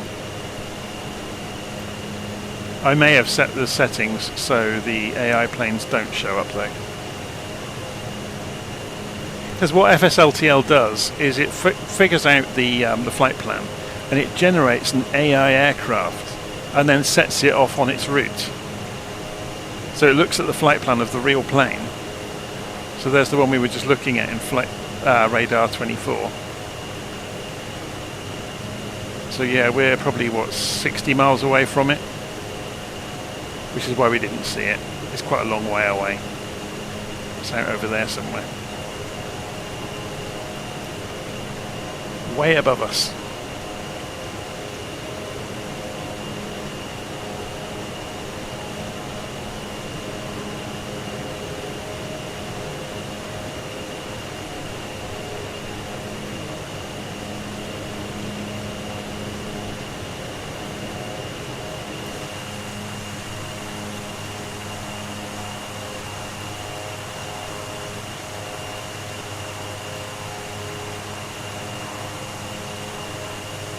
Okay, how are we doing for speed?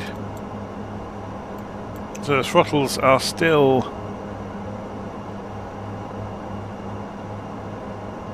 right up at the top end. So we really should pull them back to notch and let them settle.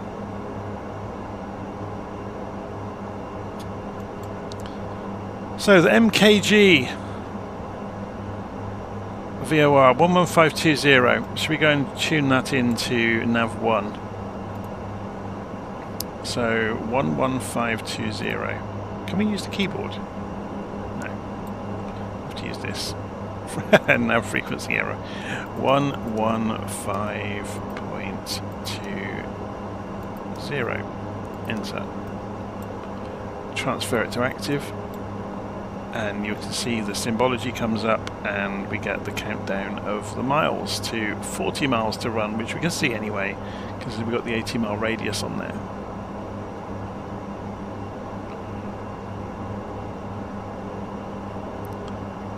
If we wanted to, we could play games with the course, but we'd have to go, for example, go heading mode, switch heading mode on, and then we can switch over the nav source to VOR1 and we can spin the course round.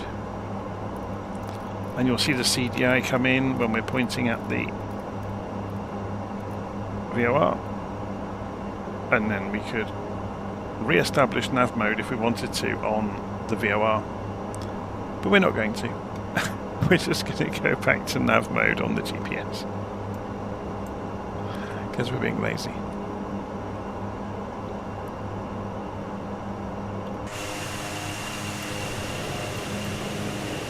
So if we turn on the labels, let me just check if that's an option in here. So if we put traffic, use generic model, show traffic variety, blah, blah, blah, blah, blah, show traffic nameplates on, it's on, it's just too far away then.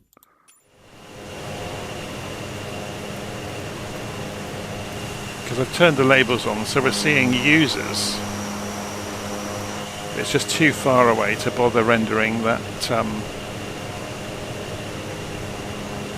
that aeroplane. Although it's off to our left now, so it'll be over there. If it was going to render, it might be that line we can see up there. It's probably that.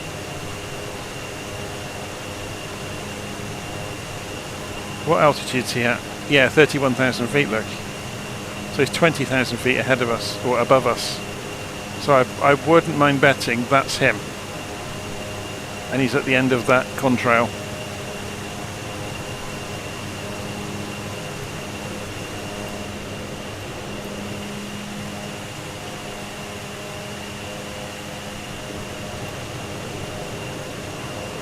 Turn the names off again.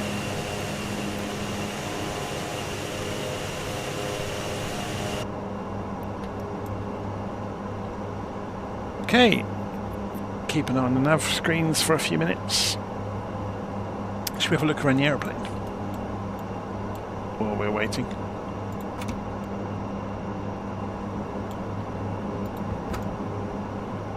See, told you there was no passengers.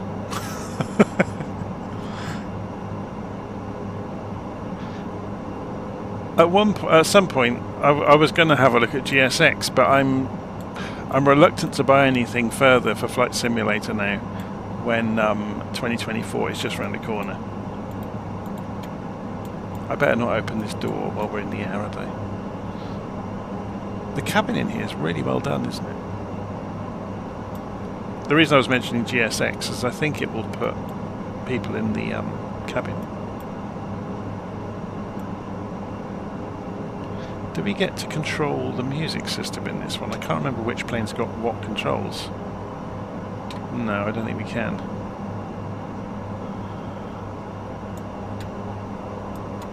Okay, go and close the door, I suppose.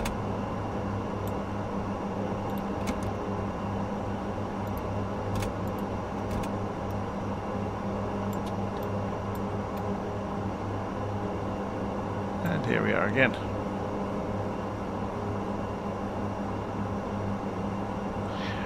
So, Car Enthusiast is saying, would you try the Flying Iron BF-109 if I gifted it to you?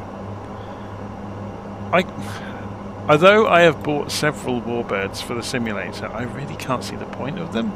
And I appreciate they're wonderfully modelled. And, you know, they're quirky and different. But what can you do other than fly around like a lunatic? You can't shoot each other, can you? I can understand the Warbirds in DCS, that's a different story, because it simulates actually fighting, doesn't it? But it seems very limited in Flight Simulator, the use case for having a Warbird, especially as the physics of them isn't really that good.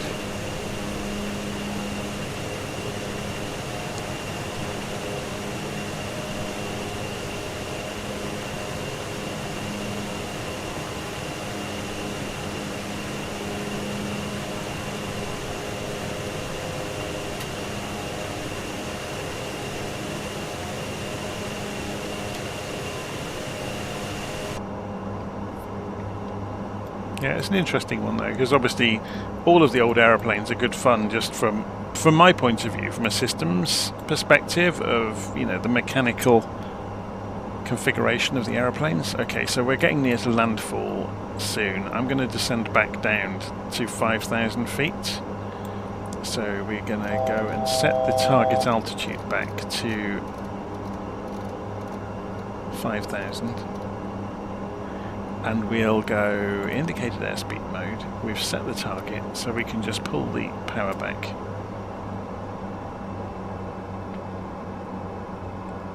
And you will watch the aeroplane descend. 2,000 feet a minute, look, if we pulled it back to idle.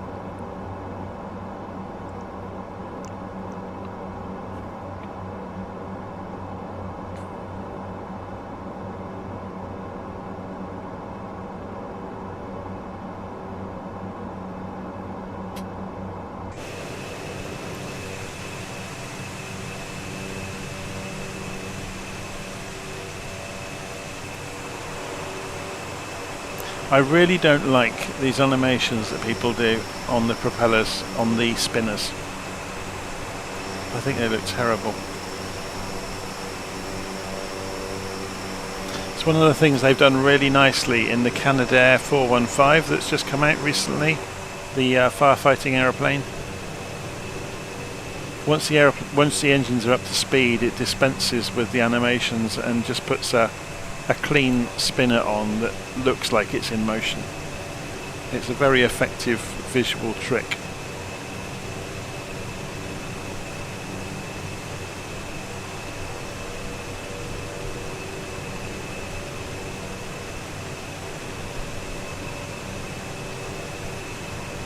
So, just replying to Car Enthusiast there in the live stream chat, I've got the trainer that came out that was used to teach the 109 pilots. I've forgotten its name. It looks very much like a 109, but it's just obviously not as powerful.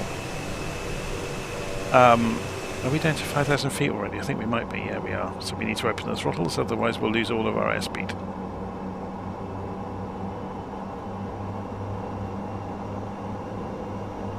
So I'm just accelerating.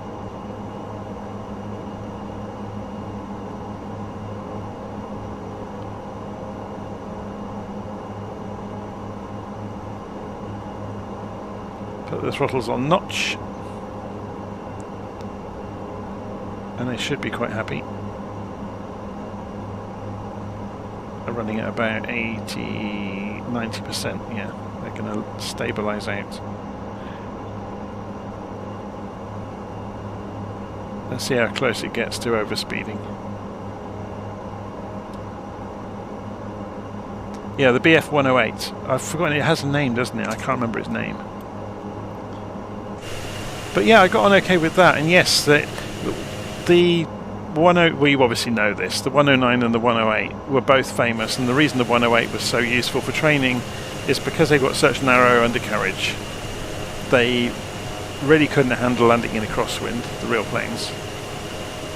Which is why you have these big square fields that were set up for airfields all over the place, because yeah, the Spitfire to an extent has the same problem, but the 109 is worse.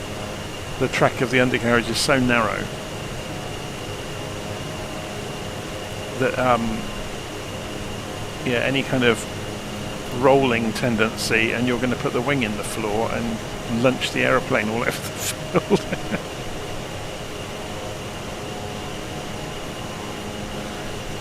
So, what did the BF stand for in BF-109? That's a really good question. Shall we find out? Because people call them ME-109s, but that's wrong, isn't it? It's Messerschmitt BF-109.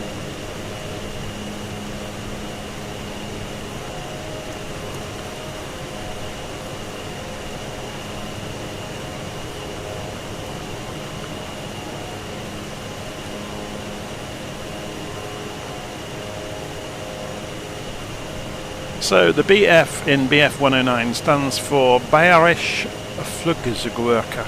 This translates to Bavarian Aircraft Works in English. It was the company that manufactured the BF-109 aircraft. So, is it Bayer or Bayer? Bayerische Flugzeugwerke. Bavarian Aircraft Works. Because Flug is air, isn't it? So Flughafen is airport. We still have the word haven in other languages. You know, the place you go.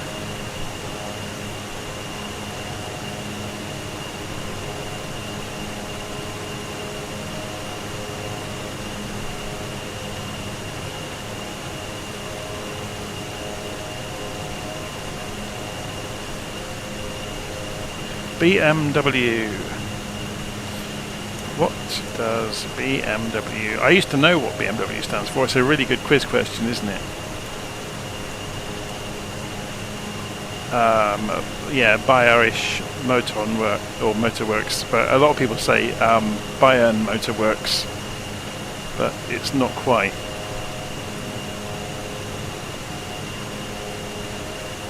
ETE, estimated time en route.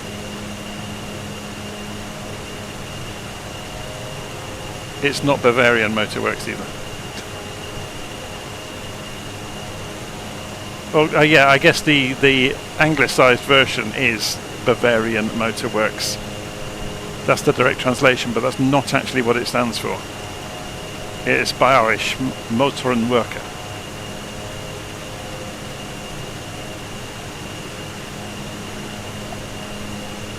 Or Werke, probably. The German W is not a what, is it, in some cases?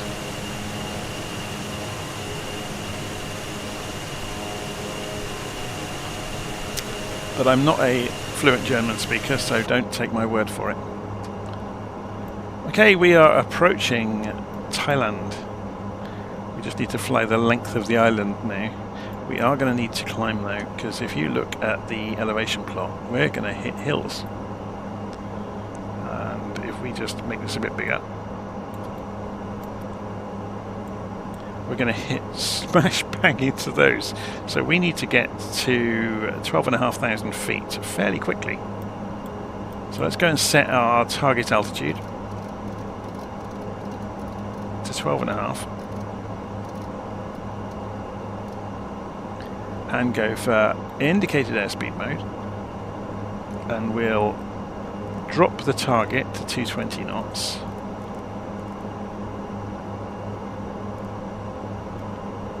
And we'll push the throttles to about 98%-ish. That'll do.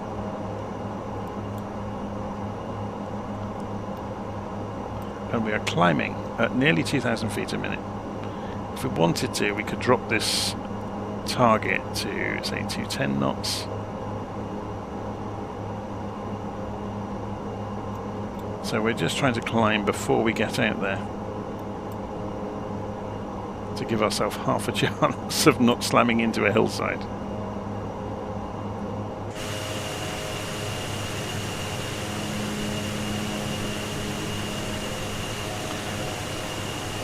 We will need to be mindful, as people said earlier, look, there's cloud. So cloud means moisture. Moisture altitude means freezing. So we will need to be careful.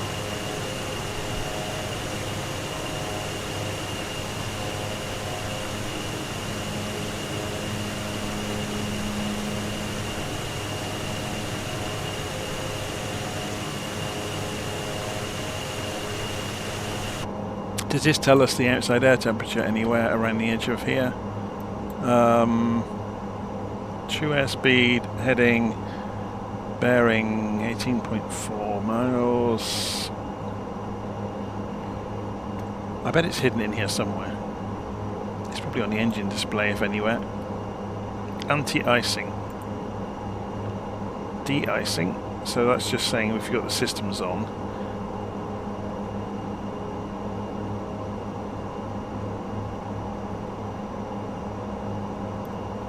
Have we really not got an outside air temperature on the aeroplane somewhere?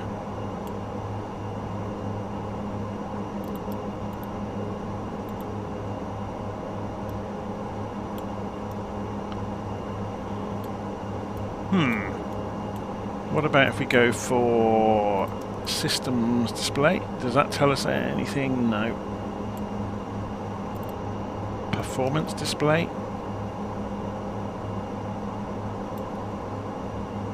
No, that's to do with configuration.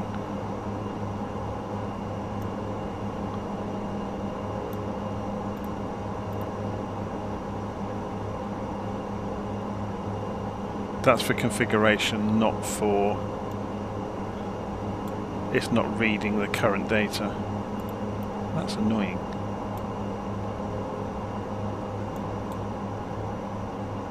How are we doing on the climb? Coming through 9,000 feet, we've got plenty of time. So we look at our rate of climb, we're going to be up to our cruise altitude in no time at all. This thing can climb like nobody's business. Then we can drop down again. So the target is to get 1,000-foot clearance over the highest peak we will face along the way.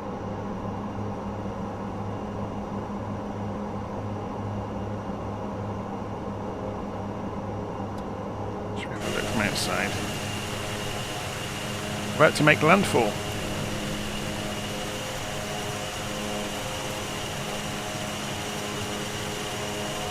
On Taiwan.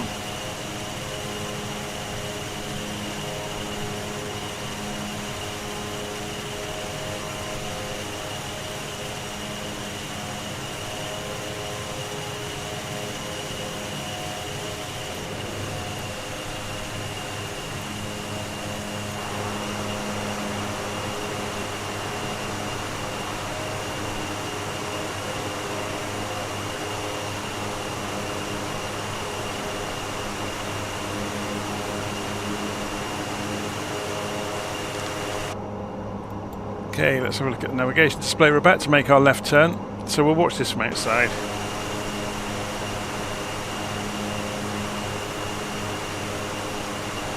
And then we're going to head down, or head north, I guess, looking at the, or northeast, looking at the map. Let's go and get rid of some of these displays off the map. So we're coming in towards the beacon, where we're going to make our turn, and then we're heading off across these hills. en route to the waypoint that we substituted in, because the navigation system on the ATR had the wrong waypoint. I think it's been a failing all the way through its development, hasn't it? That the navigation system doesn't do duplicate manually entered waypoints. It doesn't handle them. So you need to be very careful, and you need to double check your routing.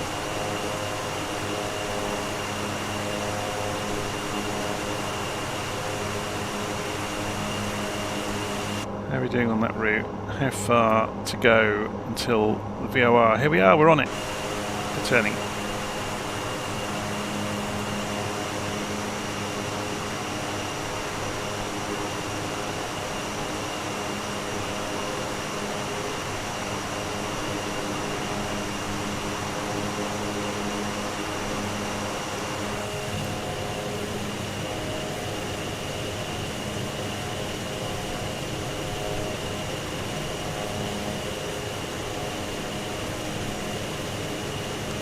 Heading out towards the hills.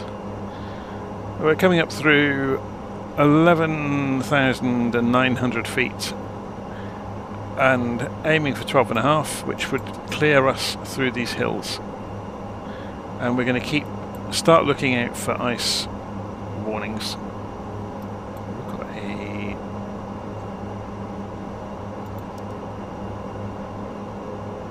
we must have double pressed something earlier. So this is flashing because we are within 1,000 feet of our target altitude. You can see the target is now coming. Altitude has captured. So it will enter altitude hold mode instead of indicated airspeed mode, and we can see we are accelerating again.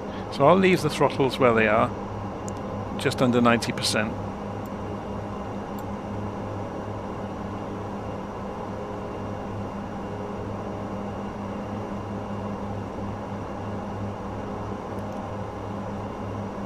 I think we've avoided the cloud, you know. We're above it. So we're not going to hit the moisture that would cause... Oh, there's some cloud over there though, but it doesn't seem to be the same altitude as us.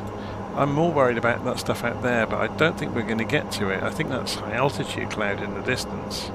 We'll find out. Deal with it if we have to. So you can see there's the standard terminal arrival route beginning at Yulian, or Yuilan, wasn't it? So we can have a look at that on the Navigraph chart way before we get there. So let's go and open a Navigraph. So we're way over here now. There we go. There's our little aeroplane. So beginning at Yilan, if we put this back on IFR low, we need to go and put the details in of our approach because they are missing. So approach is, we're going to go ILS Z into runway 10, wasn't it? Which gives us that. So then we can pull up the standard terminal arrival route chart and we'll put it on maximum opacity so it's not difficult to read. So do we have any restrictions to deal with? We don't really, do we? There's some here, but they're not. There's no altitude restrictions on the way in as such. So there's 8,000 feet along this route here, look. So they want you at 8,000 on the way in. Is there a diagram further down? No. So 8,000. There's 5,000 feet for a hold there. But then once you come round into the ILS, they want you 3,200 feet at Tazan. If you're coming in via Zonli,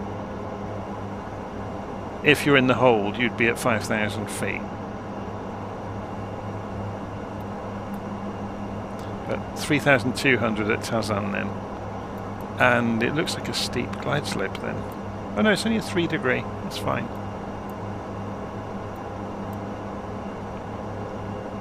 So then at 6.5 miles out, you'll be at 2,000 feet.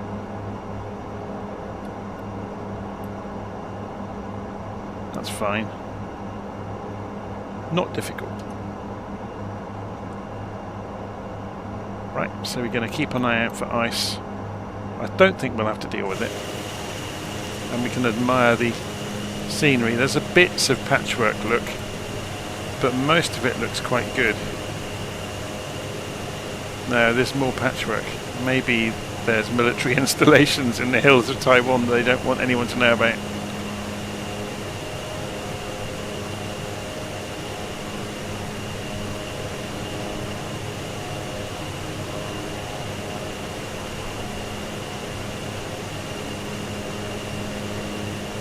So Chuma on the live stream chat says he had his first solo, he or she, I don't know, had their first solo 2 weeks ago and flew again some solo circuits yesterday. The feeling of flying on my own is indescribable. Well done. Congratulations. So Anthony Cargo says, hey, I see you there. I'm in the 74 heading to Hong Kong from Incheon.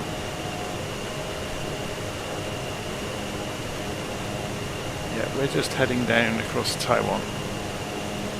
So the local data looks good.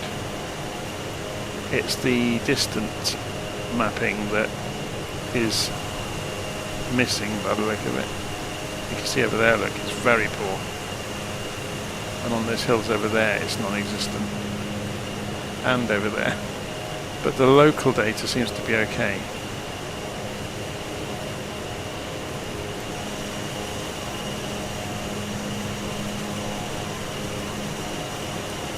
Do this from inside so we can keep an eye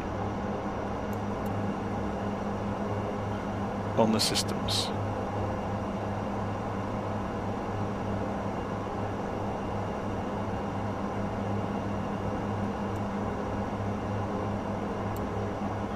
If we move the view over to look out the windscreen, you get to see a nice view of the hills. Or we can just do this.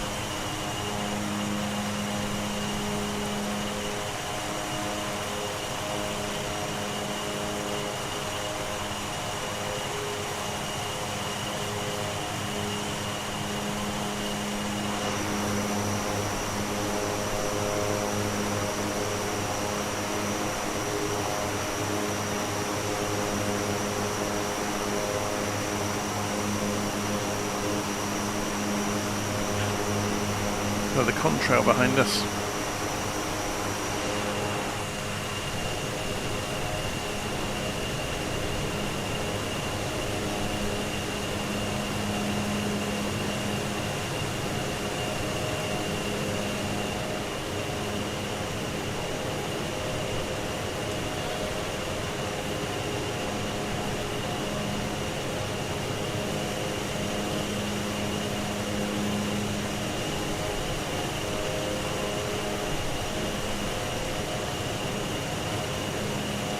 We put up LittleNavMap and go window, open window layout, minimal,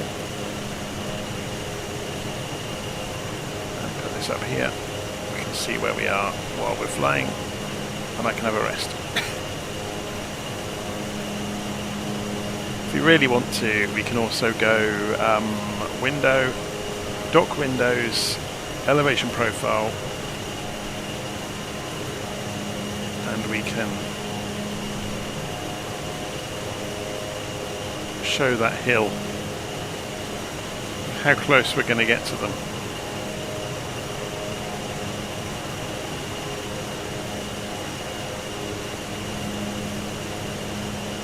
If we stay on our track.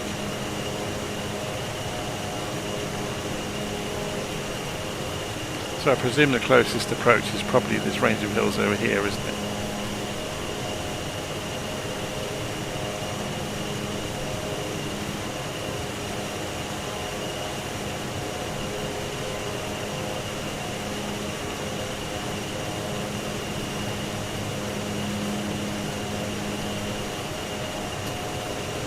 It's a shame when there's bits of missing data, isn't it? It ruins the immersion.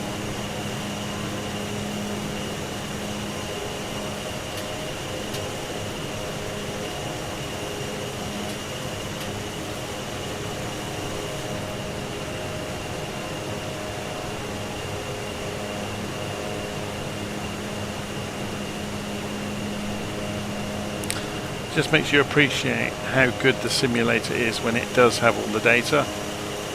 So even though this is quite low quality data over this side, it's a million times better than this.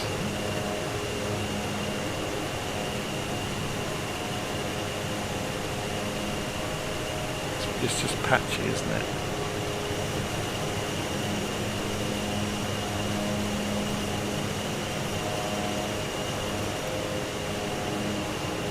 So Tuma is singing the praises of LittleNavMap. It is a great program, and for free it's unbelievable.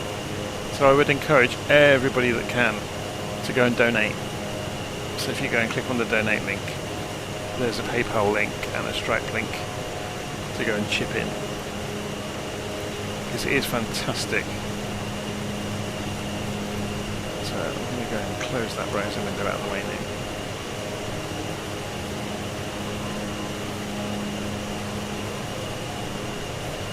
So we're whistling across these mountains.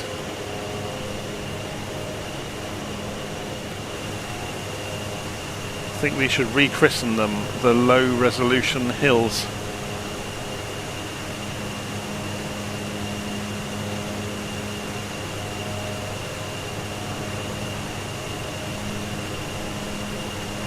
How are we doing on fuel? Let's go and double check. So we are down to 1,290 kilograms each side, and we're using 355 an hour. We could stay up here all day. Another 4 hours anyway, and it's not going to take us 4 hours to get to Taipei. Well, I'm hoping it won't. I wonder if we could extend it further. So doing 200 knots in 4 hours, how far would you get? So 800 miles.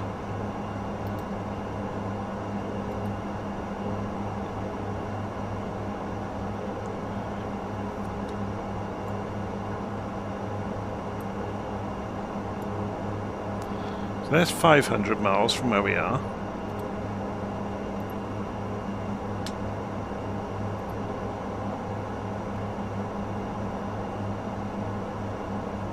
We could make it to Japan, you know. Just.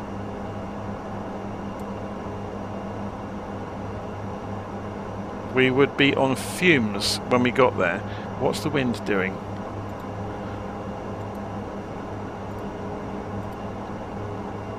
Can we get the wind? If we do it, could we get the wind to help us? It would mean we'd be flying until 2 AM here. Wind at cruise altitude. No, we got headwinds, crosswinds, swirling around, headwinds. We'd lose too much, although they're not strong. They're only 10 or 12 knots, but it's enough to chip off some of that distance.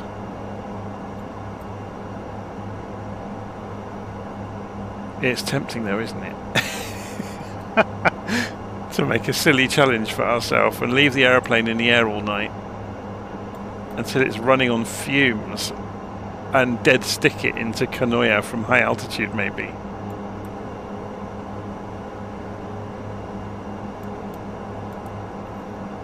I don't know.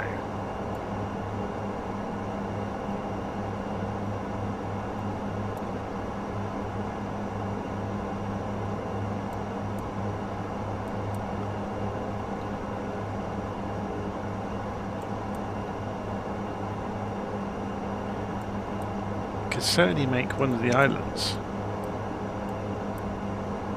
No, I said we were going to Taipei. We'll go to Taipei for this flight. So, Admit None on the live stream chat says, is Navigraph better than LittleNavMap? They are very different to each other.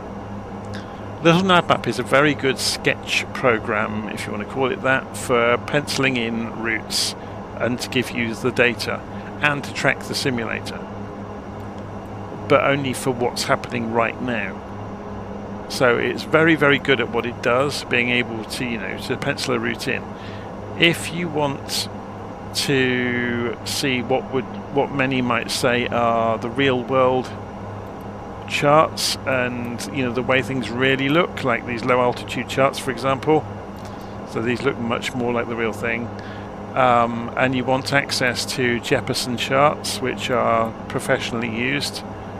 So you want to get used to the layout of them and how the symbology is written for, you know, restrictions and constraints. Then it's absolutely worth having Navigraph to get you used to that. The flight planning in Navigraph is pretty good for, you know, doing manual planning. You can change the maps in it just as you can in LittleNavMap as well, but it's all vector driven. I guess the only difference with that is if you went to the FAA sectionals, for example. If we go and find the US, this way is the quickest. It does have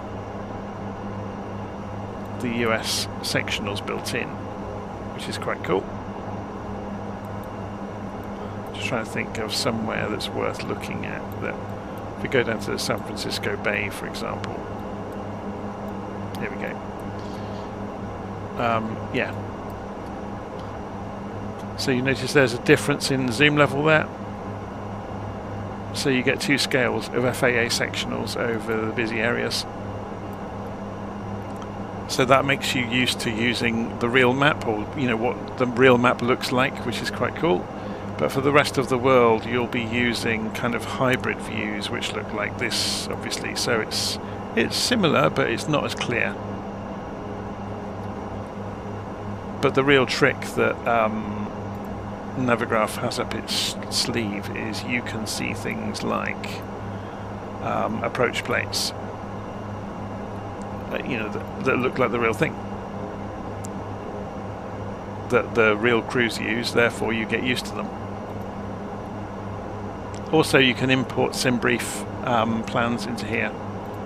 So I did it on this one, so I can open up the Simbrief OFP for our flight, which again teaches you how to read an operational flight plan. So obviously it tells you where you're going from and to. It's got your cruise flight levels set up. It's got your fuel plan. So you've got trip fuel, contingency fuel, alternative, you know, fuel to get to your alternative. You've got final reserve fuel. You've got minimum takeoff is calculated then, and also, you know, it goes on and on. Where these are really good from Simbrief, though, and this isn't to do with Volanta or Navigraph, is you get all the NOTAMs in here. We should do. There we go. They're further on. You also get the meteorological reports of wind at different altitudes, which is always quite cool, and the weather forecast, and your route map, obviously. But the NOTAMs are always fascinate me. If you get time to sit and read one of these, you get all sorts of stuff in them. Okay, so let's close that. Go and recenter it back on our flight. So if we go to flight, can we do it in here actually? Oh, we have to click on the airplane, don't we? There we go. So, yeah, they are very similar programs. They do things in very different ways to each other. I would argue that LittleNavMap is a bit more flexible, but it's not obviously going to teach you anything about the real world of aviation. But you can do things like drawing on the map, for example, or, you know, whatever you want to do. It's a shame that you can't do that in a Navigraph. Maybe they'll add it in the future, who knows. So especially when you're navigating around, you know, or doing contingencies for something, and you want to have a bearing marked, or you could practice radio navigation without GPS. So you could, for example, turn off you or your track. So we've disappeared, look. But we could take readings from VOR stations in the aeroplane, and we could then plot ourselves by drawing radials away from them and triangulating, which I have done in some previous videos way back in the distant past. It's an interesting exercise. But yeah, LittleNavMap has enough tools in terms of the drawing to be able to let you do those sort of exercises where you're essentially drawing with a pencil on the map to track where you are at a given time.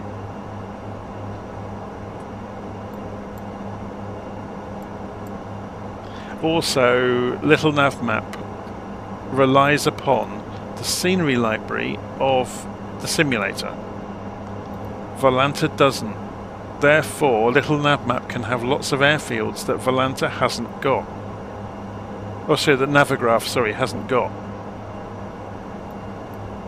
So Navigraph only has the Navigraph database. It doesn't have whatever is in the simulator.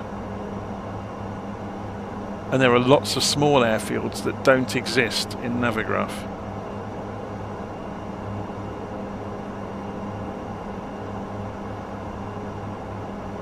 So if you're flying into the big airfields, Navigraph is a no-brainer because you get the charts.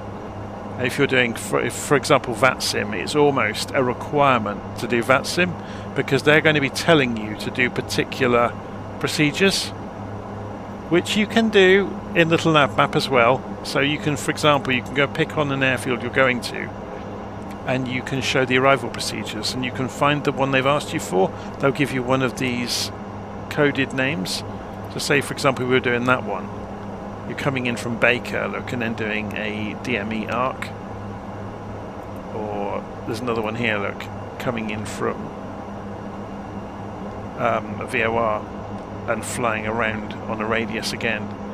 So you can do the same thing in here. It's just not as obvious in here as it is in Navigraph.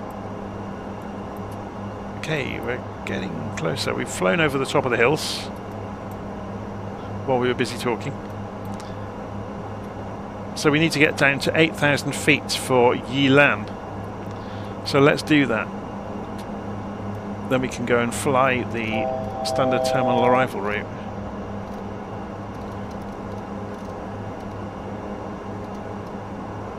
And we can reduce the range on this thing for a start.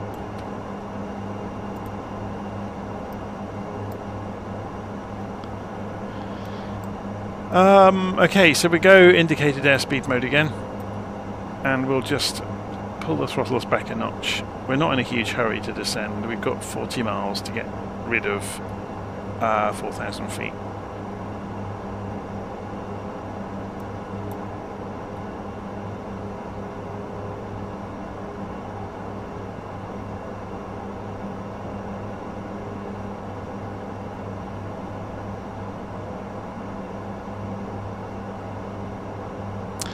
So someone's asking what I use in LittleNavMap to draw the route. Let me just widen this out. So this is the unofficial Google terrain view.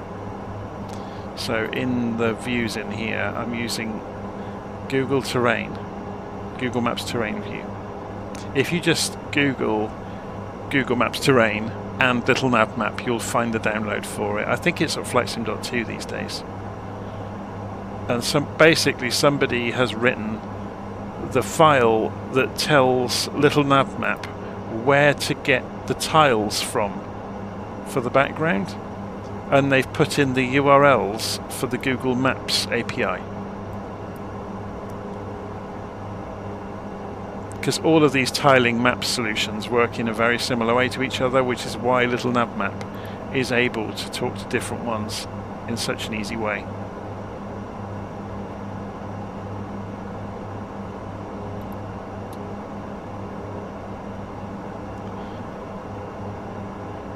Okay, you can see our aeroplane has just made the turn. and it's coming back in. It's going to skim across this headland and then turn into the start. So let's keep an eye on this, the altitude. We're down to 11,700. You can see we're going to get to 8,000 feet. It's estimating a couple of miles before Yilan.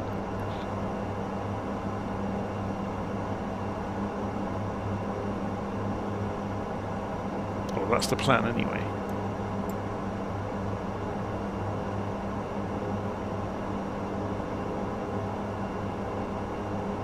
And then we fly around the route. Does this have a constraint button? Don't think it does it? So it's got heading mode, nav mode, approach mode, back course mode, standby mode, which is odd. I guess that's how you turn the autopilot off, isn't it? Although you can just press that thing. It's got indicated airspeed mode, so these are lateral navigation, and well, approach mode does both, doesn't it? You've got indicated airspeed, vertical speed, VNAV, which is following programmed altitude changes, and altitude hold.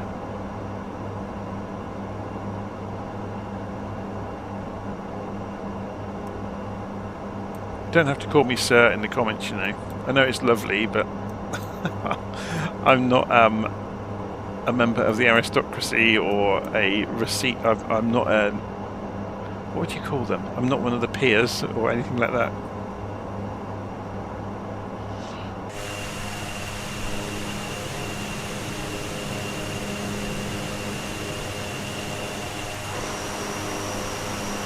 Okay, we need to keep an eye on this cloud because, like I said earlier, cloud plus height usually equals ice, but we might be fine. We've had no warnings so far.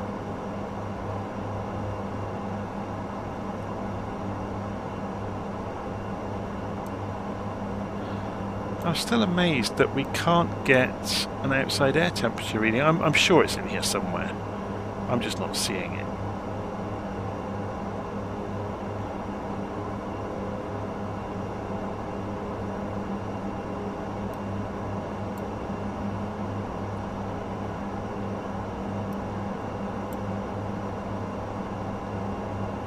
So these are independent units then, so we can play with one independently of the other. So if we went to, that's direct to, we've got the performance page.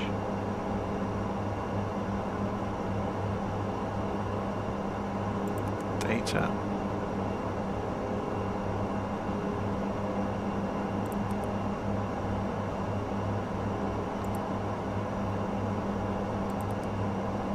I was wondering if we can get something in here on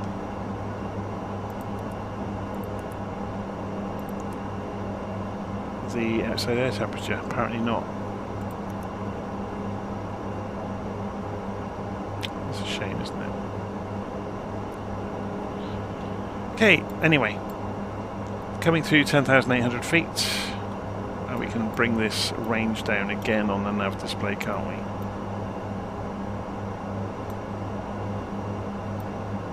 Oh, it's affecting that one. How have I managed that? Nav display.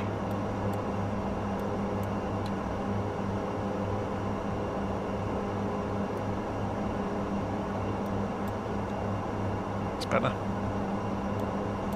Can we go a bit closer than that again?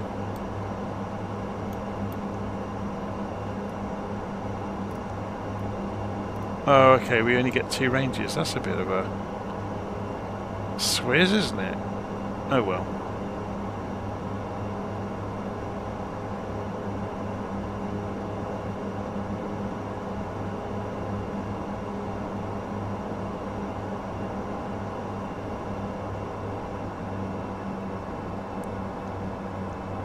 So I'm just pulling us down to 8,000.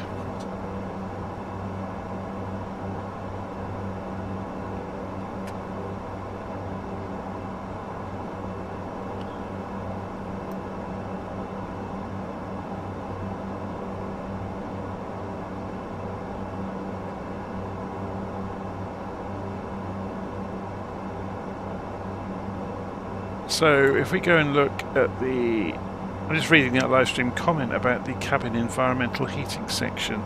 So this gives you nav serve.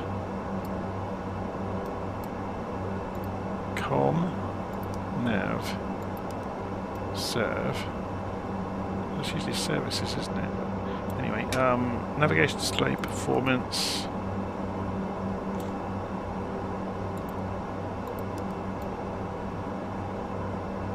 VHF. MISC was not implemented. SIS is just VHF and then the buses. Yeah, I'll go back to nav. Anyway, doesn't matter. So we're within 1,000 feet of 8,000 feet. That's what the klaxon sound was for. So we're going to edge up the throttle again to notch.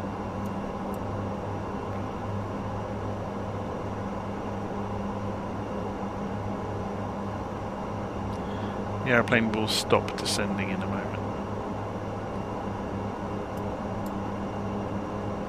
Let's have a look outside.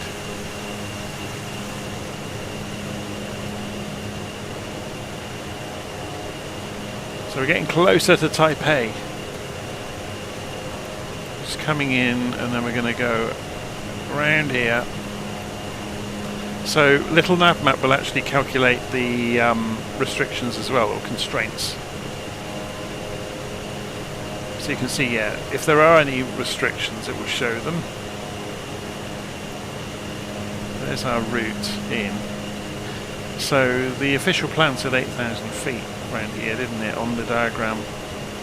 So again, LittleNavMap doesn't have all of this information.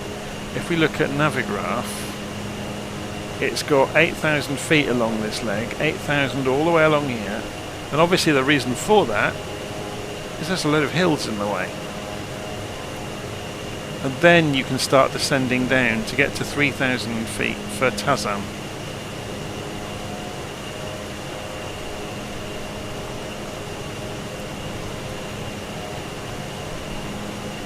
And the only reason we know it's 3,000 feet at Taiwan, regardless of what LittleNavMap said, is here on the approach chart in Navigraph. So we'll need to go and get all this tuned in. When we make the turn at Zonli and come in towards the ILS, we'll have all that ready to go. So we'll go and reprogram the guidance system. So yeah, look at this weather. Great, isn't it?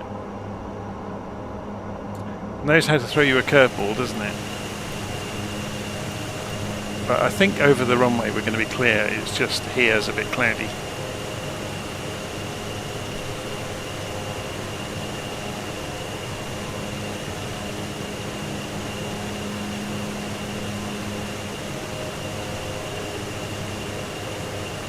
I've not tried the random flight plan in LittleNavMap. It can do calculate. It can calculate airways brilliantly. It's really good at it.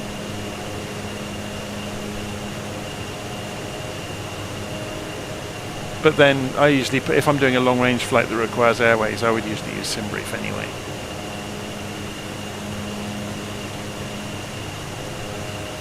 Okay, so we're just skirting through this cloud.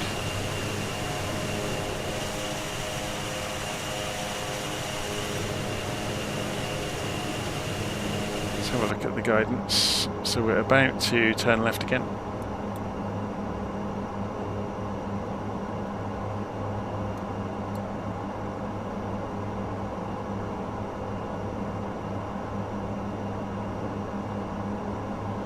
So if you remember, we're going to stay 8,000 feet until we get to Zonli. Look, it's got top of descent just before Zonli. And then we can start coming down to 3,000 feet for Taiwan.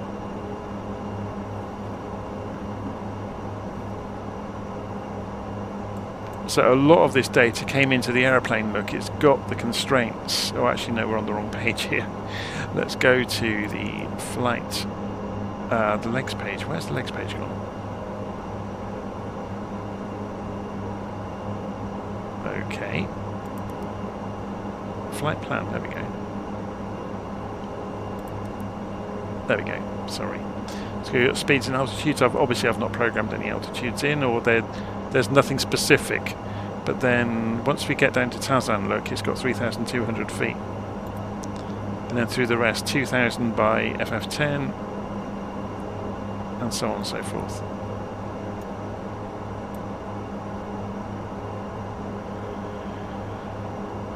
It's a shame you can't get the range down on the nav display, isn't it? It doesn't go as low as we would like. That's the mode, sorry. Oh, it does, sorry. It's working now. It wasn't working earlier.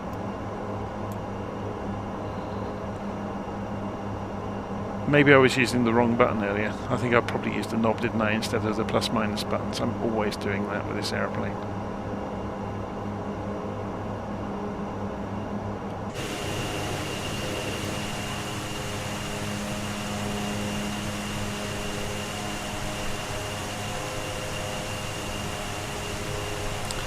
So Ascot said, I tried setting a departure and a destination expecting LittleNavMap to fill in the route in between.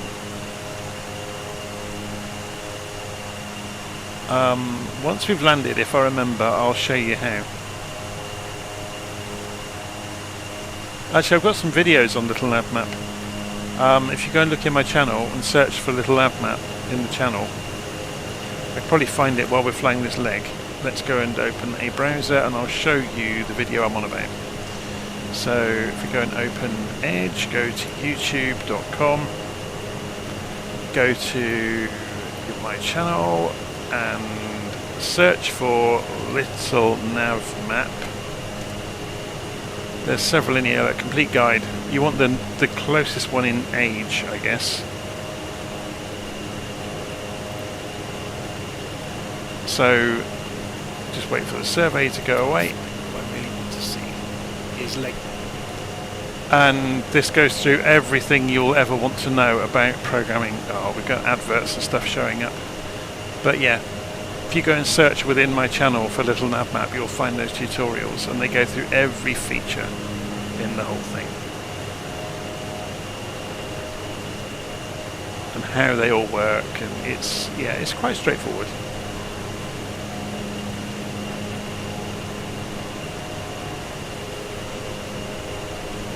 Okay, how are we doing?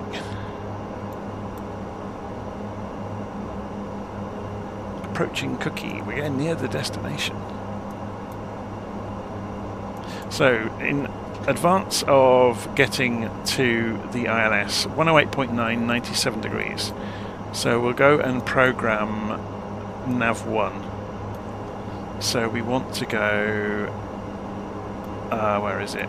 Nav, on here, to get the nav radios. And we want 108.9 on Nav1. 108.9. Transfer that to active. Okay, where did that go? Did I do that wrong? 1. Oh, I did press enter. So we've done that and switch it over.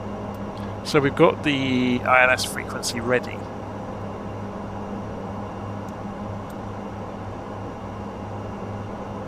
We can reduce the range on this, and again it's the plus minus buttons. I made that mistake earlier. We're reducing the range on the nav display so we can see in much better detail where we are.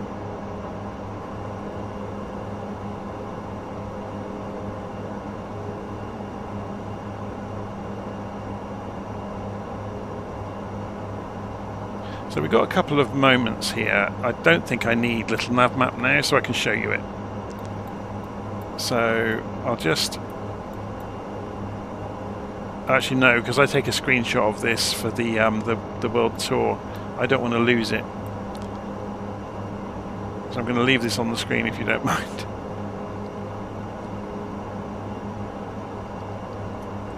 The best tool in LittleNavMap is the magic wand. So what you will do, you'll put your start and your destination of your flight in, for example, and then you click the magic wand, and you can calculate from departure to destination. And you have a choice of airways, you give it a cruise altitude, and you just say calculate, and it does it, and it's brilliant at it. The other option is to just use Simbrief, and Simbrief will tell you what route to take, and then it's up to you to find a star, typically, or sorry, an approach to fit the SID and star that it's advised. Okay, so we're going to start coming off the speed. And we need to be down to 3,200 by Tazan. So let's go and set the target altitude to 3,200. We also need to check the barometric pressure of where we're going. Sorry, it's this one, isn't it? Songshan, Taipei. And open the airport, go to the weather tab, and it will tell us the barometric pressure. So 2977 or 1008, depending on what we're using. So it's 1008, it's already the same, it's correct. Good. So we set 3,200, we haven't started descending yet, so we'll go indicated airspeed mode at 200 knots and pull the throttles back and let the airplane start descending. So we're coming down at 2,000 feet a minute. You can see it's illustrating here at the point at which we'll get to 3,200.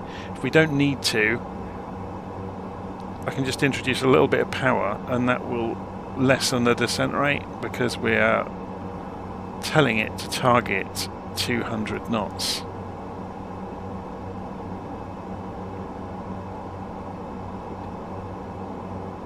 Okay, so we're about to make a turn.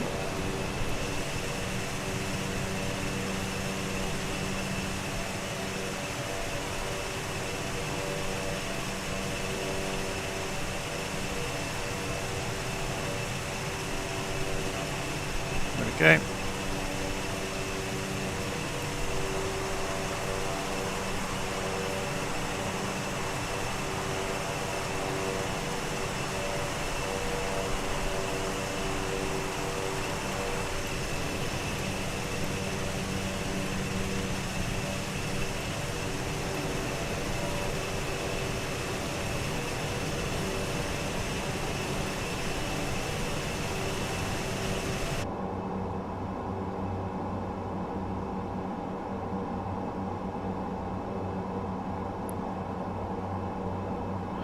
Okay, so what we can do now is start having a play with some of the systems. So we're coming down towards 3,200 feet. So we'll help it come down a little bit more quickly. We're not coming down quickly enough.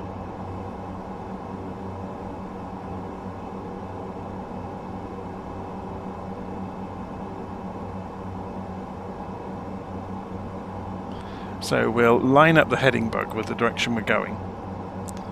So we'll go heading mode on the autopilot, and we're going to switch this over to VOR mode now. Now we want the course to be 97 degrees.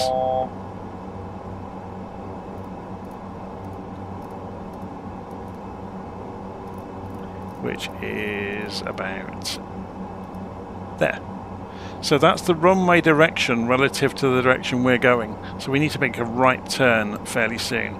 Coming down to 3,500 feet. You can see the glide slope has appeared. We're within range now. There's the CDI.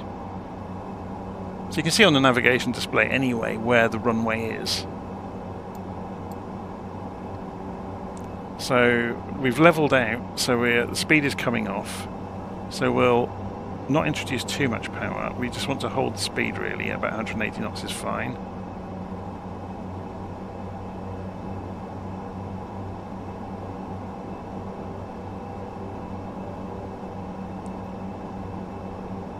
So we can start turning the heading in fairly soon towards the runway. You'll see the CDI will come in anyway. So we'll sweep the heading in to match the course, which is the runway direction. So you can see the wind. We've got a headwind coming in. It's actually quite a fast headwind, isn't it? 19 knots, almost in the direction we're going, which is really helpful. So not a big crosswind component going on there. So let's pull this onto a bit of a shallower intercept angle. So we're just taking about 15 degrees right. And the CDI should start coming in fairly soon. The glide slope's almost here. Should we try approach mode out and see what it does? So it's gone heading select localizer and altitude glide slope. So when it crosses through the glide slope, it should start descending, and when we cross through the localizer, it should turn right all on its own. So it's just down to us to manage speed now and aircraft configuration. So we want to go and put the landing lights on. Oh, they were already on, weren't they? Because we left them on because we were below 10,000 feet most of the route. There we go, it's doing it, look. So we just need to be mindful of power now. So the aeroplane's turning itself towards the localizer. It's off to the right though, which is not great. There's the runway. And it's nailed the glide slope. It's just gently coming in on the localizer.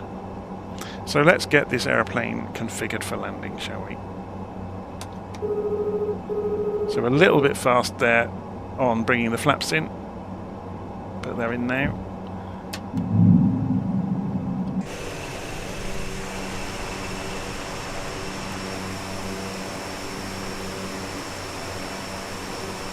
So this will obviously introduce some drag, so I need to jump back inside the cockpit pretty sharpish before all of our speed disappears. We're down to 150 knots already, look.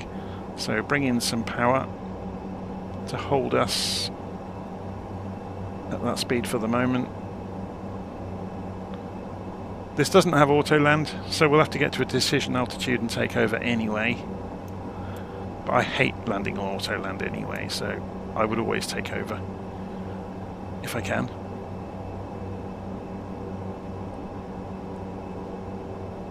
But we're fairly stable. I'm just watching the speed fluctuating. There's that headwind. It's coming in slightly off of the right of our nose, look. 15 knots, sorry. So what we'll do now is, because everything's on the controls now, we can fly in. Shall I take it off the autopilot now? May as well.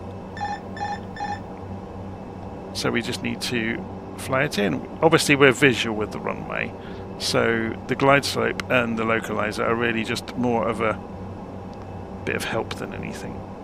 So we're just looking at the diamond here and here to know if we're still on the 3-degree line. Got airspeed, obviously. So let's zoom that in a little bit for you. It's nice here, isn't it? So you can see we're slightly off to the left. So the diamond is sliding to the right underneath the attitude indicator. Slightly high. We can already just about make out the PAPI lights. So let's go for the next stage of flaps.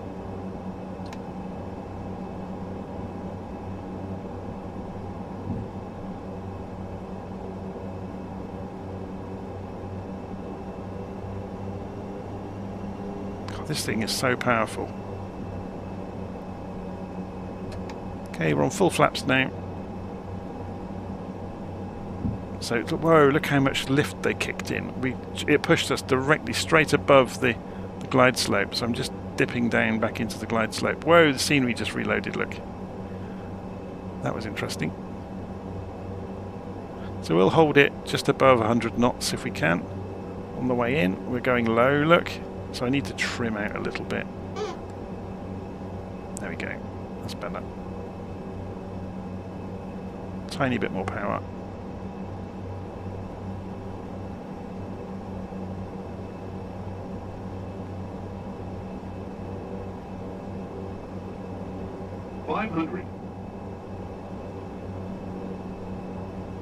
So that wind that's hitting us is it's either getting underneath or over the wing and forcing the airplane to roll. I'm having to fight it a little bit. Only a little bit, but it's fun. We've gone high, look. Where I was busy talking about that. That 3-degree slope is very close to these building roofs. Look, I'm high according to the PAPI lights. But that puts us within, what, 100 feet of that building?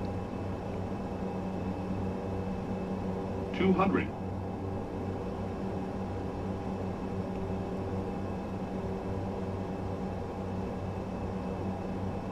100.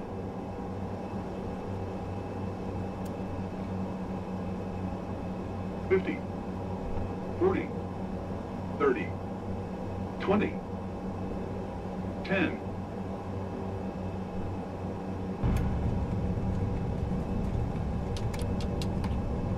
Okay, we don't need any reversers or anything because we've got such a big long runway here. So on the toe brakes.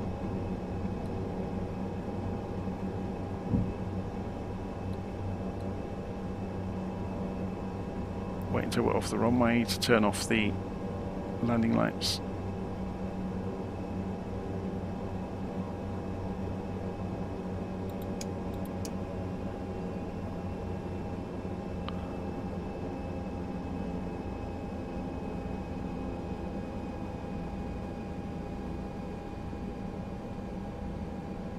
There's another one. A different livery. Should we go right up to the terminals?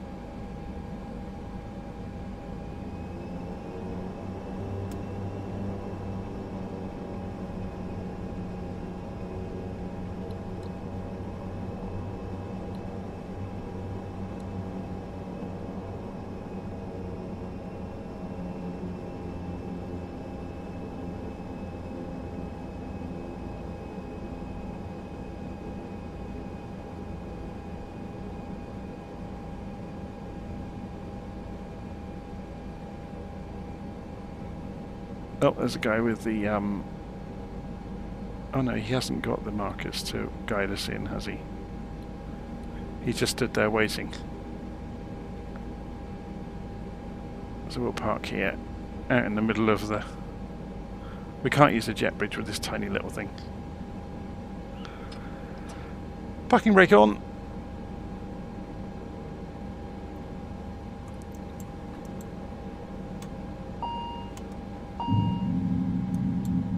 Obviously everything's going to go mad because we've cut the engines. It's fine. Oh, we left the start system on while we were flying. That was a bit naughty.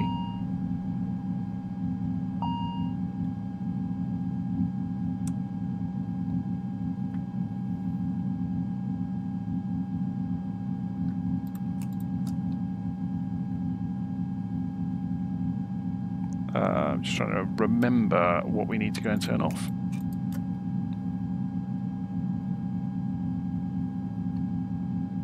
Battery can stay on for the moment.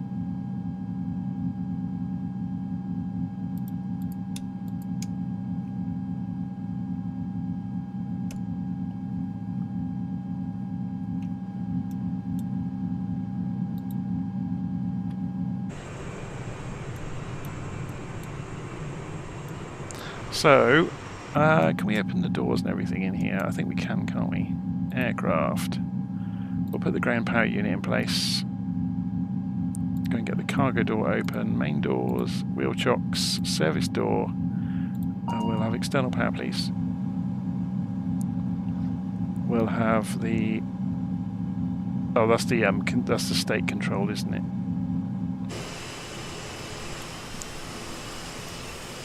There you go. Completed our flight.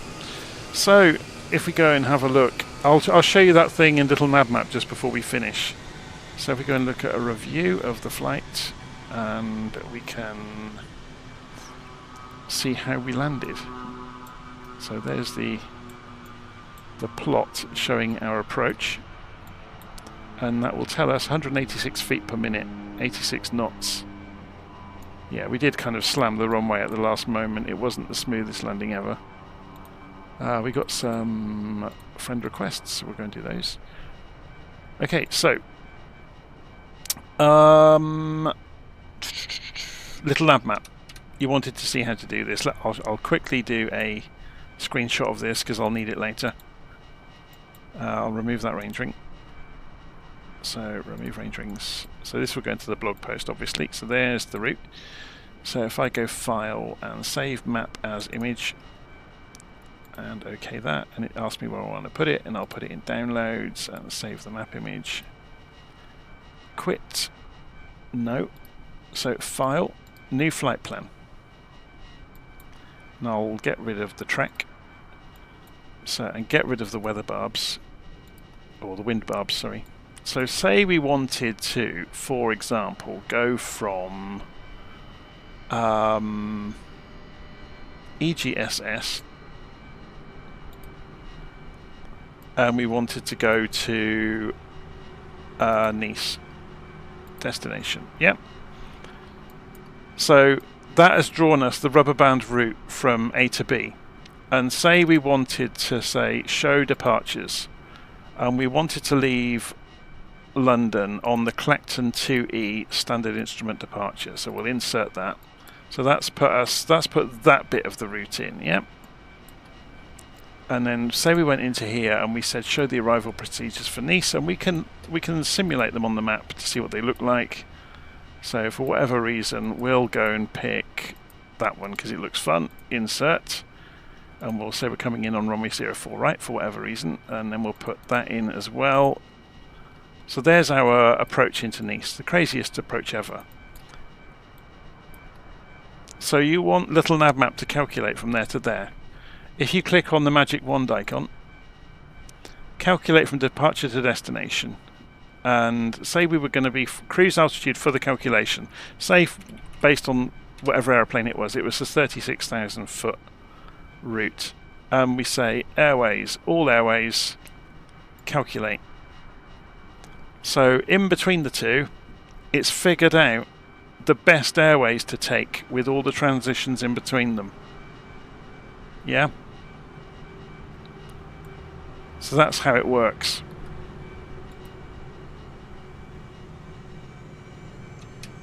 Anyway, I'm going to go and write up this post, so we've done a bit further of our circumnavigation of the world.